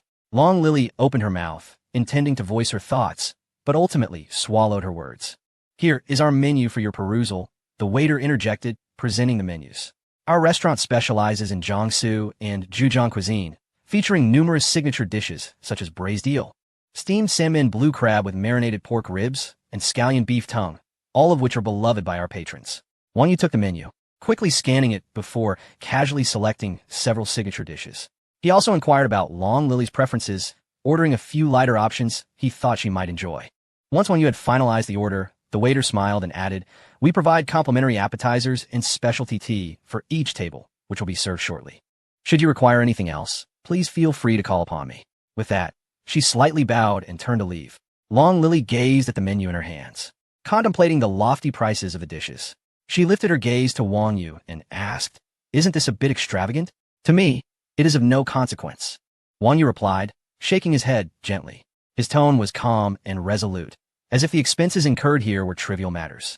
Long Lily felt a complex ripple of emotion stir within her at his words.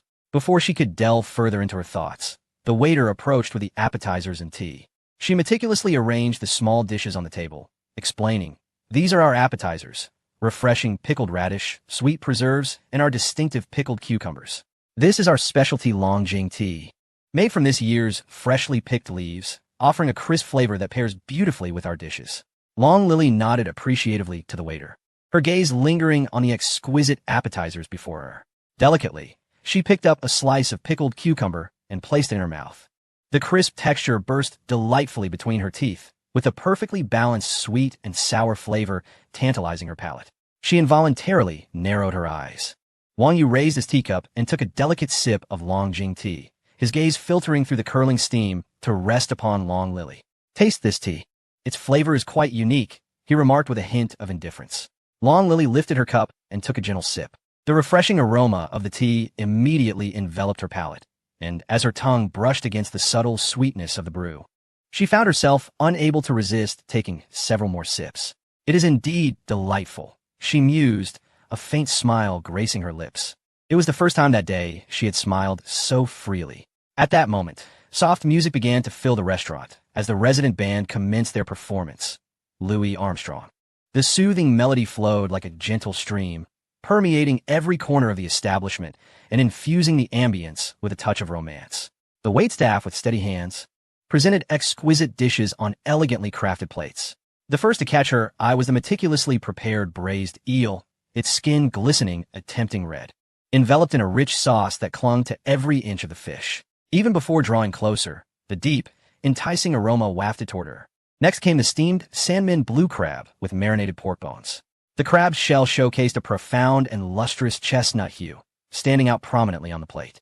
The unique fragrance of the marinated pork bones intermingled with the crab's inherent freshness, creating an alluring, complex flavor. Though Long Lily felt a slight mental burden regarding the prices here, she couldn't help but be captivated by the visual and olfactory splendor of the dishes as they continued to arrive. Braised ecological eel, steamed salmon blue crab with marinated pork bones, drunken crab with caviar and avocado tartare, jasmine tea smoked cod, black truffle three treasures, matsutake mushroom tofu soup, and river catfish lion's head. The waitstaff methodically presented each signature dish, arranging them on exquisite plates as if they were works of art. The drunken crab with caviar and avocado tartare featured succulent crab meat cradled in creamy avocado, adorned with caviar, offering a rich layered texture. The jasmine tea smoked cod boasted a golden exterior, tender flesh, and a mouthful of floral fragrance. The black truffle three treasures combined mushrooms and truffles in a rich aroma. The matsutake mushroom tofu soup shone with a pale amber hue, clear and luminous. Served in a delicate white porcelain bowl, it resembled a piece of art. Upon closer inspection, the fine strands of tofu swirled in the broth, evoking an exquisite ink wash painting. The dishes exuded the distinctive culinary charm of Jiangsu and Zhejiang cuisine. Long Lily instinctively reached for her phone to capture the moment. However, she suddenly remembered that Wang Yu was still seated across from her and quickly withdrew her phone. As a mere bank employee, she often dealt with money, occasionally assisting clients in booking services at upscale venues. Yet she had never truly found herself as the protagonist in such luxurious settings. Even when she had the opportunity to enter, it was typically to entertain esteemed banking clients like Wang Yu, striving not to appear rude or timid before them, lest she provoke their discontent. She hardly moved her chopsticks, let alone took out her phone to capture the moment. In the presence of Wang Yu, Long Lily was apprehensive that her desire to photograph might appear too trivial, potentially disrupting the delicate atmosphere. Wang Yu noticed her subtle movements and, with a slight smile, encouraged her, saying, "Don't be so reserved. If you wish to take a photo, please do." "No, that would be impolite. I am your personal secretary, and it might influence how others perceive you when we are out." Long Lily quickly declined. "Aren't we dining? No one will pay us any mind," Wang Yu replied with a light chuckle. "This is not a work setting. Taking photos is a pastime for you ladies, and I wouldn't mind at all." Chapter 119. A romance unique to men. Upon hearing this, a faint blush crept across Long Lily's face, accompanied by a hint of nervousness. After a moment's hesitation, she slowly retrieved her phone.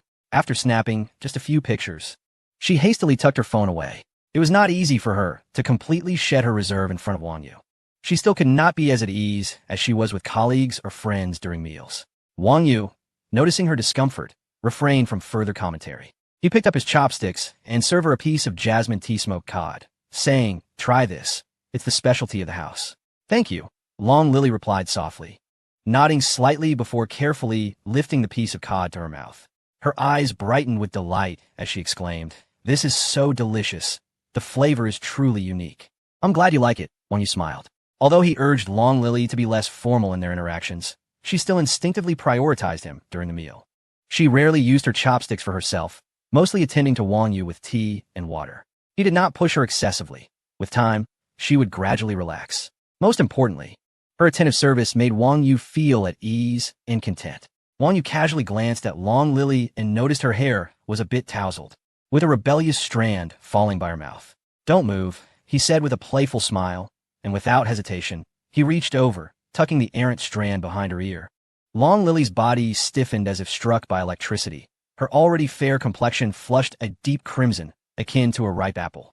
Her eyes widened in surprise and confusion, almost causing her chopsticks to slip from her grasp. She could hardly fathom Wang Yu's sudden act of intimacy. Your hair is a bit unruly. Wang Yu's voice was low and resonant. Thank you, Long Lily murmured, lowering her gaze, her long eyelashes fluttering like startled butterfly wings just above her blushing cheeks. She dared not meet Wang Yu's eyes, her heart racing within her chest as if it might burst forth. This meal concluded amidst Long Lily's shyness. Wang Yu raised his hand to check the time, signaling for the waiter to bring the bill. Shortly thereafter, a uniformed waiter approached briskly, carrying a card reader and the invoice. The waiter slightly bent forward, gently placing the bill before Wang Yu, and politely remarked, "Sir, here is your bill. Today, your total expenditure amounts to 890 yuan. We currently have a membership recharge promotion. Should you choose to recharge for this expenditure, you will enjoy a 20% discount and receive additional gifts. No need, just the payment, please." "I'll pay by card," Wang Yu replied calmly. "Very well, sir. Please hold on for a moment," the waiter responded, taking the bank card with both hands, bowing slightly once more. "Please enter your password." Wang Yu raised his hand to input the password. Payment successful. The waiter returned the bank card to Wang Yu with both hands, smiling as he said, "Thank you for your patronage, Mr. Wang. We look forward to your next visit." The two then stood and walked towards the restaurant's entrance. Wang Yu accompanied Long Lily to the car, gently pressing the key fob. With a soft click, the car door gracefully lifted upwards like a butterfly unfurling its wings. This unique method of entry immediately captured the attention of those around. Wang Yu settled in the driver's seat, followed cautiously by Long Lily. As he pressed the accelerator lightly, the LaFerrari surged forward like a red flash of lightning. The vehicle smoothly merged into the bustling thoroughfare, weaving through the sea of cars. The timeless allure of fine automobiles and beautiful companions has always been a man's romantic privilege. As they conversed, the Ferrari arrived at their destination, halting before a towering edifice, the Shanghai Center. This building stands as the tallest in China and the third tallest in the world. Under the brilliant sunlight, the Shanghai Center seemed to pierce the heavens, its spiraling architectural design resembling a dragon poised for ascent. The glass curtain wall shimmered in the sunlight, sparkling like countless tiny diamonds embedded within. Upon exiting the vehicle, the property manager, who had been waiting outside as previously arranged with Long Lily, greeted them. "Hello, Mr. Wang and Miss Long.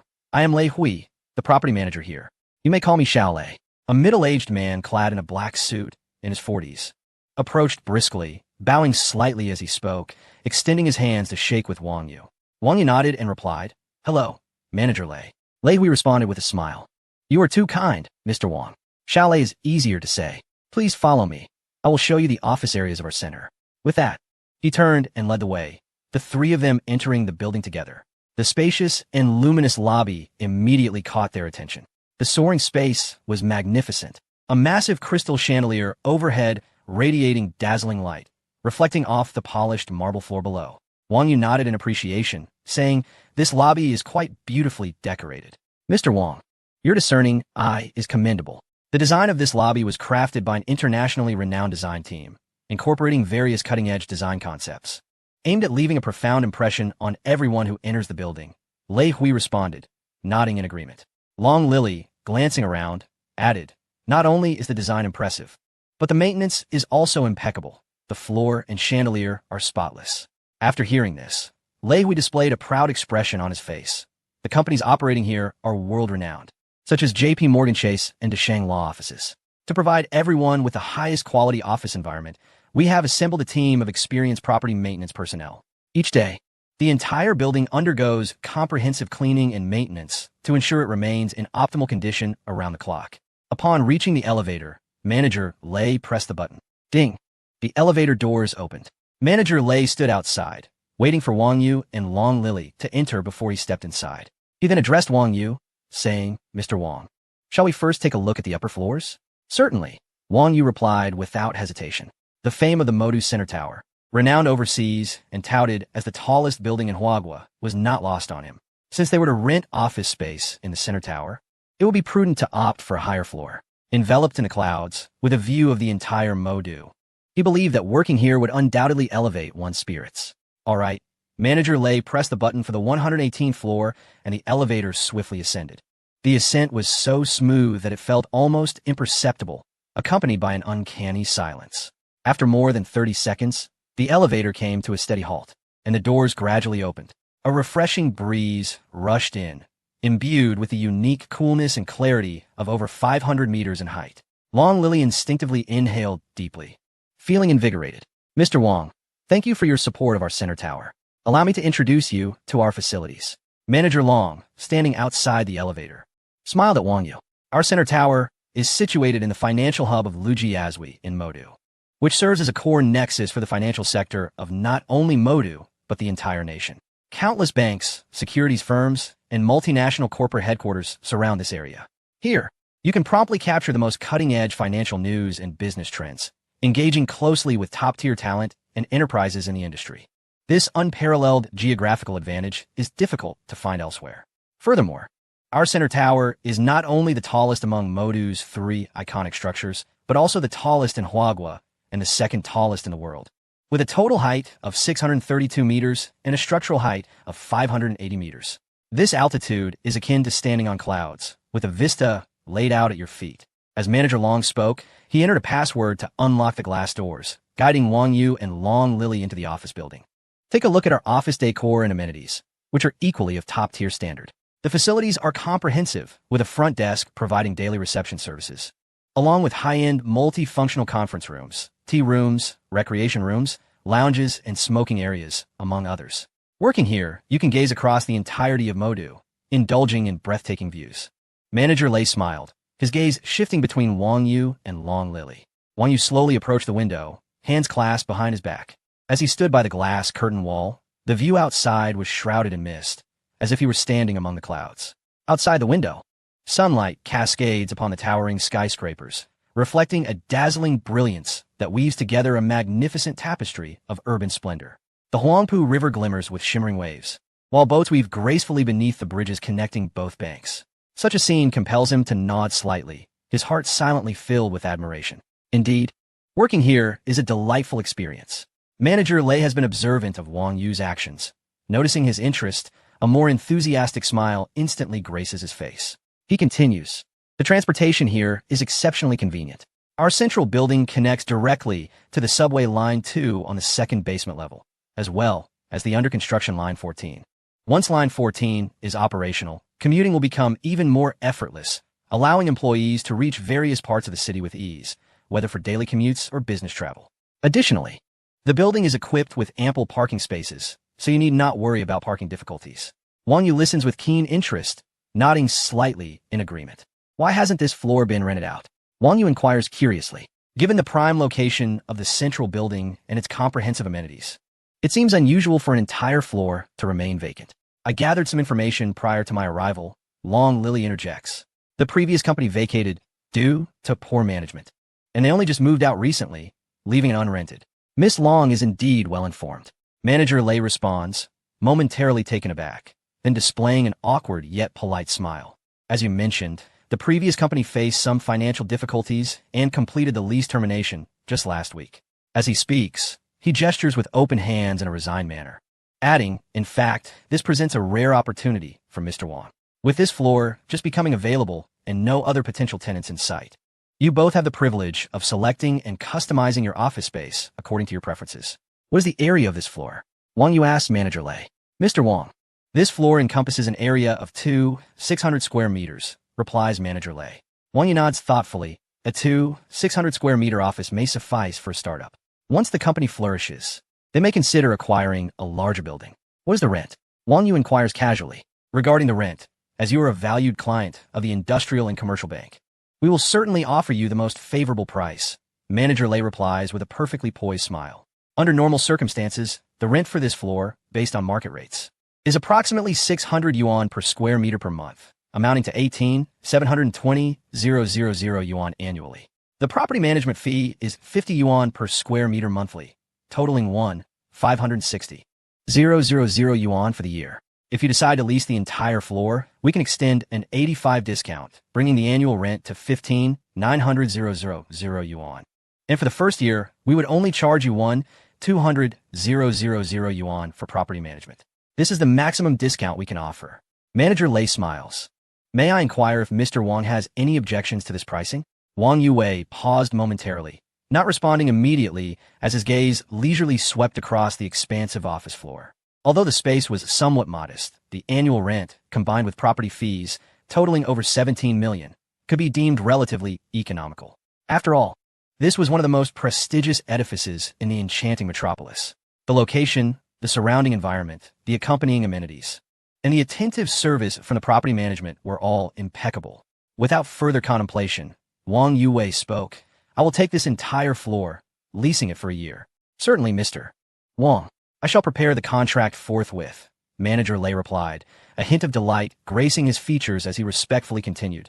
Please allow me a moment. I will escort you to the lounge below for a brief respite. There's no need for that. Please proceed with the contract preparations. I shall stand here for a while. Wang Yue replied nonchalantly. Understood. Please bear with me. I will return shortly. Manager Lei, having no objections, promptly turned and made his way towards the elevator. What do you think? Is the place I chose satisfactory? Long Lily inquired, gazing at Wang Yue. A subtle smile graced Wang Yue's lips as he responded. It is indeed quite commendable. It seems I shall be relying on you more in the future. Upon hearing Wang Yue's praise, Long Lily felt a sweetness in her heart, akin to tasting honey, yet she feigned modesty, replying, It is merely my duty. As long as I can assist the company and you, I am willing to do anything. Wang Yue smiled and nodded, their eyes inadvertently meeting in a fleeting moment that seemed to suspend the very air around them. Just then, Manager Lei approached, holding the leasing contract, his face beaming with smiles. He stood respectfully before Wang Yue, stating, Mr. Wang, here is the leasing contract for your perusal. Wang Yue glanced at Manager Lei before taking the contract into his hands. After a cursory inspection, he handed it to Long Lily, who turned to sit on a stool, meticulously reviewing the terms. A moment later, she nodded in affirmation towards Wang Yue. He paid little mind to the details. Typically, such leasing contracts were straightforward, and he doubted Manager Lei would dare to engage in any underhanded tactics in front of a VIP like himself. Wang Yue accepted the neutral pen from Manager Lei and proceeded to sign his name on each copy of the leasing contract, subsequently affixing his fingerprint. Under Manager Lei's guidance, the two made their way to the company's finance room. Please enter your password, Manager Lei prompted. Wang Yue produced his bank card and entered the password. 17 million was paid in full in a single transaction. Ding! The system has detected the host's expenditure of 17,100,000, resulting in a double cashback of 34,200,000. Ding! Congratulations to the host for earning 1710 system points. Chapter 121.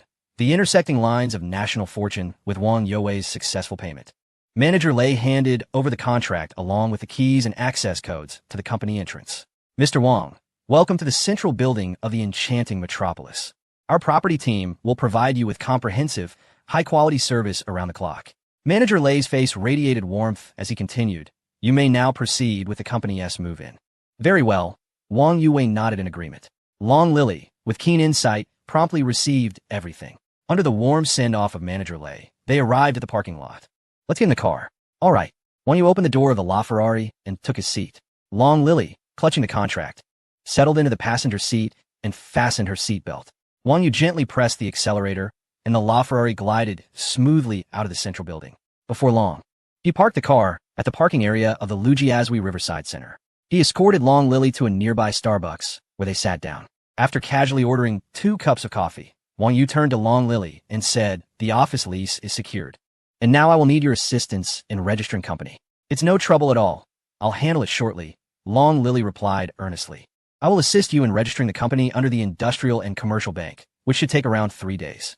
The entire process, including the business license and tax registration, should be completed within a week. No worries, I'm not in a rush. Take your time, Wang Yu smiled. What name do you intend to give the company? Long Lily inquired with eager anticipation. Wang Yu slightly tilted his head, gazing through the glass facade of Starbucks at the shimmering Huangpu River in the distance. Lost in brief contemplation, after a moment, he returned his gaze, a confident smile gracing his lips as he slowly articulated, Let us call it Whale Swallow Capital Investment Company. Limited. Whale Swallow Capital Investment Company, Limited? Long Lily expressed her curiosity about the name. Whale Swallow indeed has a commanding ring to it, yet it seems to carry a ruthless connotation of plunder. This starkly contrasts with her impression of the genteel nature of typical investment firms. Wang Yu nodded slightly. a smile playing at the corners of his mouth. Though a whale is categorized as a fish, it is, in fact, a mammal and the largest animal on Earth.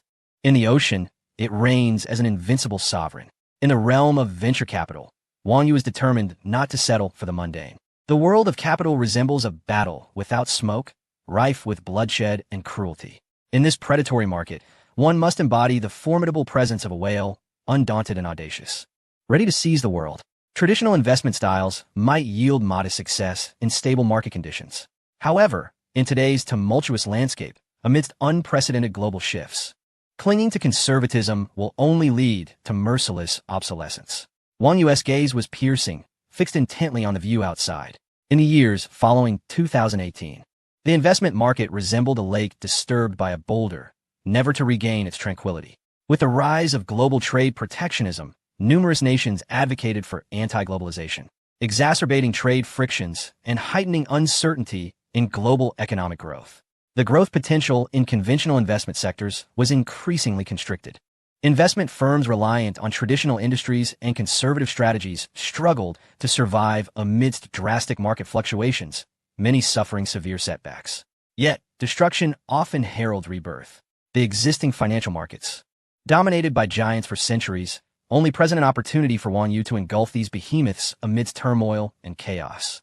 To speak more broadly, in a world rife with chaos and turmoil, only then does the opportunity arise for China to reclaim its position atop the global hierarchy.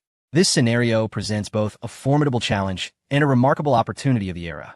The United States has lingered at the pinnacle of the world for far too long, to the extent that it has become oblivious to its own internal dilemmas. Politically, the nation is embroiled in incessant partisan strife, with policies shifting like the wind. Economically, the chasm between the affluent and the impoverished continues to widen, with severe industrial hollowing and financial bubbles accumulating to staggering heights. Culturally, the values once exported to the world have gradually revealed their hypocritical nature under the pressure of multiculturalism. Political discord, ethnic tensions, militarism, and socioeconomic disparity are not novel phenomena beneath the sun. Presently, the United States epitomizes the historical decline witnessed by various dynasties in China, embodying the quintessential issues of prosperity transitioning into decay. Nevertheless, these challenges are entrenched predicaments for the United States, one that even Washington could not rectify, watching helplessly as it descends into an abyss.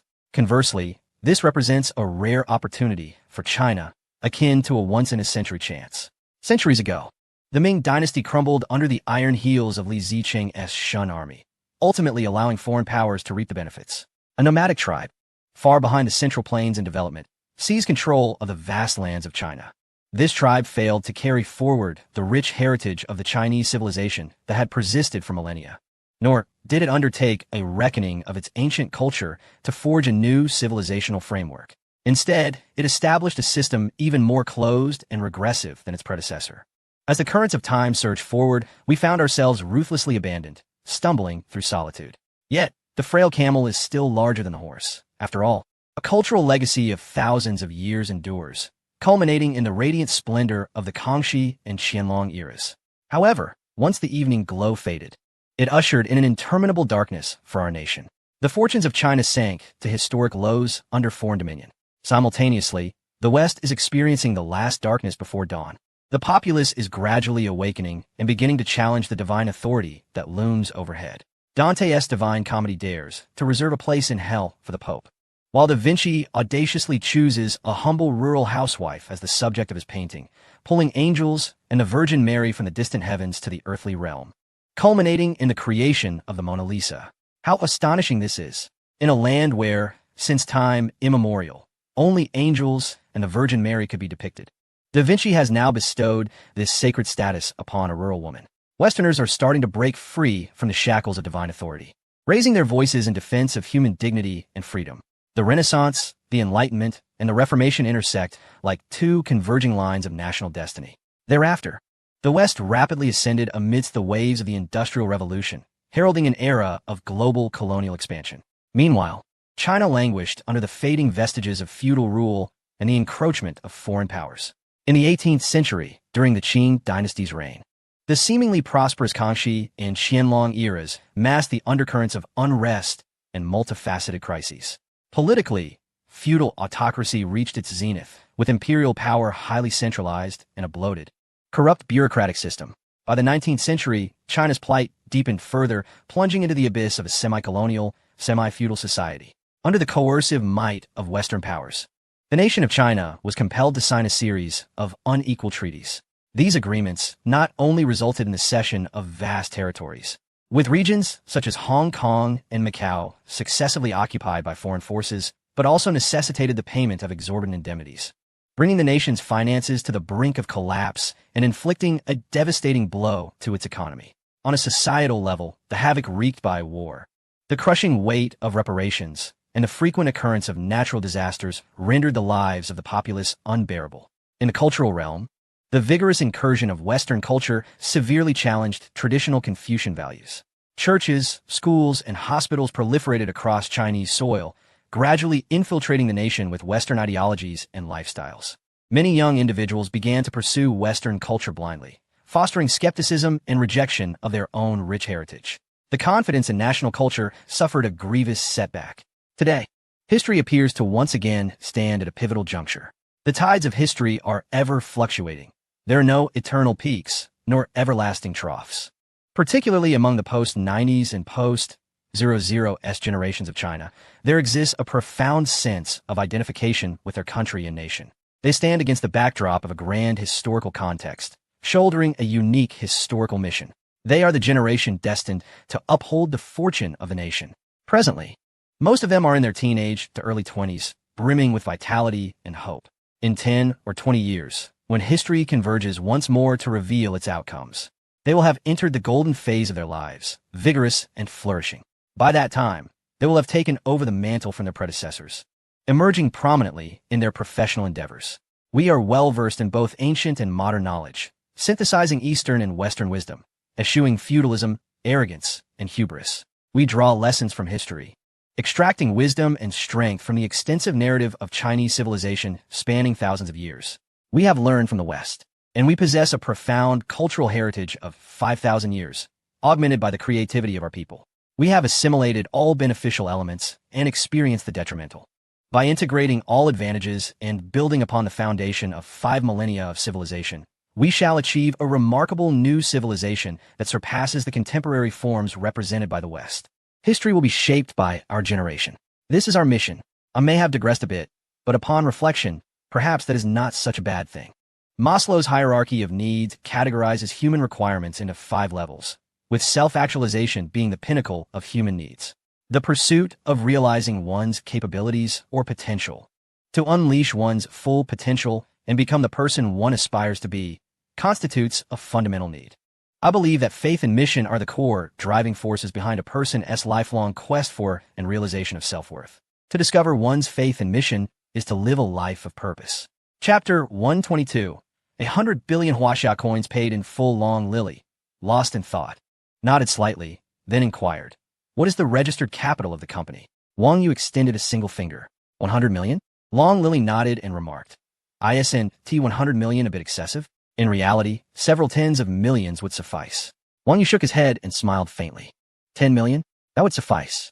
No. He gestured with his hands and continued, "It is not 10 million, nor 100 million, but rather 10 billion Chinese yuan. Moreover, it is fully paid." 10 billion? Long Lily exclaimed, her astonishment palpable. "And fully paid." The registered capital of a company is typically categorized into paid-in and subscribed capital. The subscribed capital means that shareholders merely commit to pay the specified amount within a certain time frame. They do not transfer the funds directly into the company's account. As long as the company exists, the timing of when this money is deposited is entirely at the discretion of the shareholders. Many companies exaggerate their registered capital during incorporation to project an image of strength and capability. A company with registered capital of 10 million may, in reality, have less than 1 million in its account. Conversely, fully paid capital operates differently. When establishing a company, shareholders are required to deposit the entire amount into the company's account at once. This signifies that the enterprise must possess substantial financial resources to complete the registration process. While companies with lower paid-in capital cannot be outright dismissed as lacking strength, those with higher capital undoubtedly command a more formidable presence. In large project bids, The amount of fully paid capital often becomes a decisive factor in whether a business can compete. Having worked in banking for many years, Long Lily had encountered numerous wealthy individuals and assisted many entrepreneurs in establishing companies. Typically, those with several hundred million in fully paid capital were considered substantial. However, Wang Yu's declaration of a full 100 billion was unprecedented. It transcended mere strength and entered a realm of extraordinary financial capability. Long Lily stood frozen, struggling to regain her composure. Her eyes reflected shock and confusion as she murmured, "Wang Yu, are you joking? This is no small sum, 100 billion fully paid. You need to think this through." Wang Yu shook his head, his expression serious, offering little further explanation. He narrowed his eyes, gazing into the distance. The registered capital of a company can be verified through various means. The distinction between paid-in and subscribed is easily discernible. Few were aware of the newly established Jingtuan capital, and no one would readily trust a company that had just come into existence. However, Wang Yu's direct contribution of 100 billion changed the narrative. A newly founded company that can present 100 billion in fully paid capital demonstrates astonishing financial strength. Even if it is merely a nascent enterprise, its potential would not be underestimated. Since Wang Yu intended to engage fiercely in the capital market, he would naturally arm himself thoroughly, sparing no expense. Furthermore, with the system at his disposal, the funds at his command were virtually limitless. Wang Yu felt an unwavering confidence within. Long Lily's heart raced, and after a considerable pause, she exhaled slowly, her face a mixture of shock and disbelief. 100 billion. Such a figure was beyond her wildest imaginings. Merely contemplating it made her head spin. "I understand now," Long Lily finally replied. "I shall promptly proceed to handle the necessary procedures, and, at that time, I will require you to deposit the funds into the account in advance. Once the company is registered, I will report back to you." "Very well," Wang Yu replied nonchalantly. He then turned to Long Lily and said, "I will trouble you for the next few days. Please exert yourself to find someone to redecorate the office. We require the finest computers, desks, and chairs, adhering to the highest standards. Additionally, I need you to locate a reliable headhunting firm to assist in selecting several management and finance professionals. The more specialized, the better. The company has yet to be registered, and the office is utterly bare. Wang Yu currently stands as a solitary commander. Besides his bank steward, Long Lily, he has no one else to command, let alone conduct business. It is impractical for Wang Yu to oversee every detail within the company. He naturally needs to recruit several top-tier talents to aid him in managing the enterprise. Moreover, as an investment firm, he possesses insight into which companies to invest in, yet he remains a novice in the specifics of operations and business negotiations. As the owner, he need not grasp these intricacies. He must simply excel at recognizing and utilizing talent. A boss who refuses to delegate will ultimately exhaust himself without achieving results. History serves as a guide. Li Shimin adeptly discerned the strengths of his ministers. Fang Xianling was meticulous and skilled in strategy, while Du Ruhuai was decisive and adept at making judgments. Together, they complemented each other, fostering the flourishing era of Jingguan, creating a timeless legacy. With a discerning eye, Wang Yu harbored no fears of deceit occurring under his watchful gaze. This embodies the essence of true leadership. "No problem," Long Lily nodded in acknowledgement. She was not surprised by Wang Yu's requests, as such privileges were inherent to the bank's esteemed clients. As Wang Yu's private bank steward, such tasks naturally fell within her purview. Meeting the needs of her clients was her duty. Regarding the office renovation and recruitment of talent, these matters seemed rather trivial for Long Lily. She continued, "Do you have any specific requirements for the talents to be recruited?" "Indeed, I have some criteria," Wang Yu pondered briefly before responding. "First, I have no gender restrictions. Capability is what matters, and it would be preferable if they are relatively young. Ideally, I would like to recruit individuals who have experience working in large companies, particularly those in finance, and they should possess demonstrable achievements." "Understood. I will make a note of your requirements. I will reach out to the headhunting firms we have previously collaborated with at our bank, and I will screen candidates. I will send you the shortlist, and you can conduct interviews. If any do not meet your satisfaction, we can replace them," Long Lily noted, jotting down Wang Yu's specifications. She then added, "Furthermore, considering the potential legal and financial matters the company may encounter in the future, do you think we should recruit additional relevant talent?" Wang Yu nodded slightly, "Yes. Please take care of that as well. You are too polite. These are all part of my responsibilities. It is my duty to serve you," Long Lily replied with a smile. "Very well. Let us be on our way," Wang Yu said as he rose. Glancing at his Patek Philippe on his wrist and addressing Long Lily. All right, she responded. Long Lily also stood up. Wang Yu approached the cash register and scanned the QR code for payment. 2 iced Americanos cost a total of 60 yuan. The two walked side by side out of Starbucks. Wang Yu reached his car, pressed the key to unlock it, opened the door, and settled into the driver's seat. Long Lily gracefully circled to the other side and took her place in the passenger seat. Wang Yu fastened his seatbelt, pressed the ignition button, and the LaFerrari emitted a deep, powerful roar. Then, with a swift push on the accelerator, the car shot forward like an arrow, weaving through the streets of the bustling metropolis. Chapter 123. The charming Amay Mountain local as they drove, the towering buildings rapidly receded behind them. Wang Yu expertly maneuvered the LaFerrari with one hand on the steering wheel and casually inquired, I haven't asked you yet. You must be for Jincheng, right? No. I am from Leshan, Long Lily replied, waving her hand with a smile. Leshan is a wonderful place. It was actually because of me that you were transferred to work in the metropolis. I wonder if you have adjusted well during this time? Long Lily gently waved her hand and smiled. Although the pace here is fast, everything is quite convenient, and I have adapted well to life here. I actually quite like it.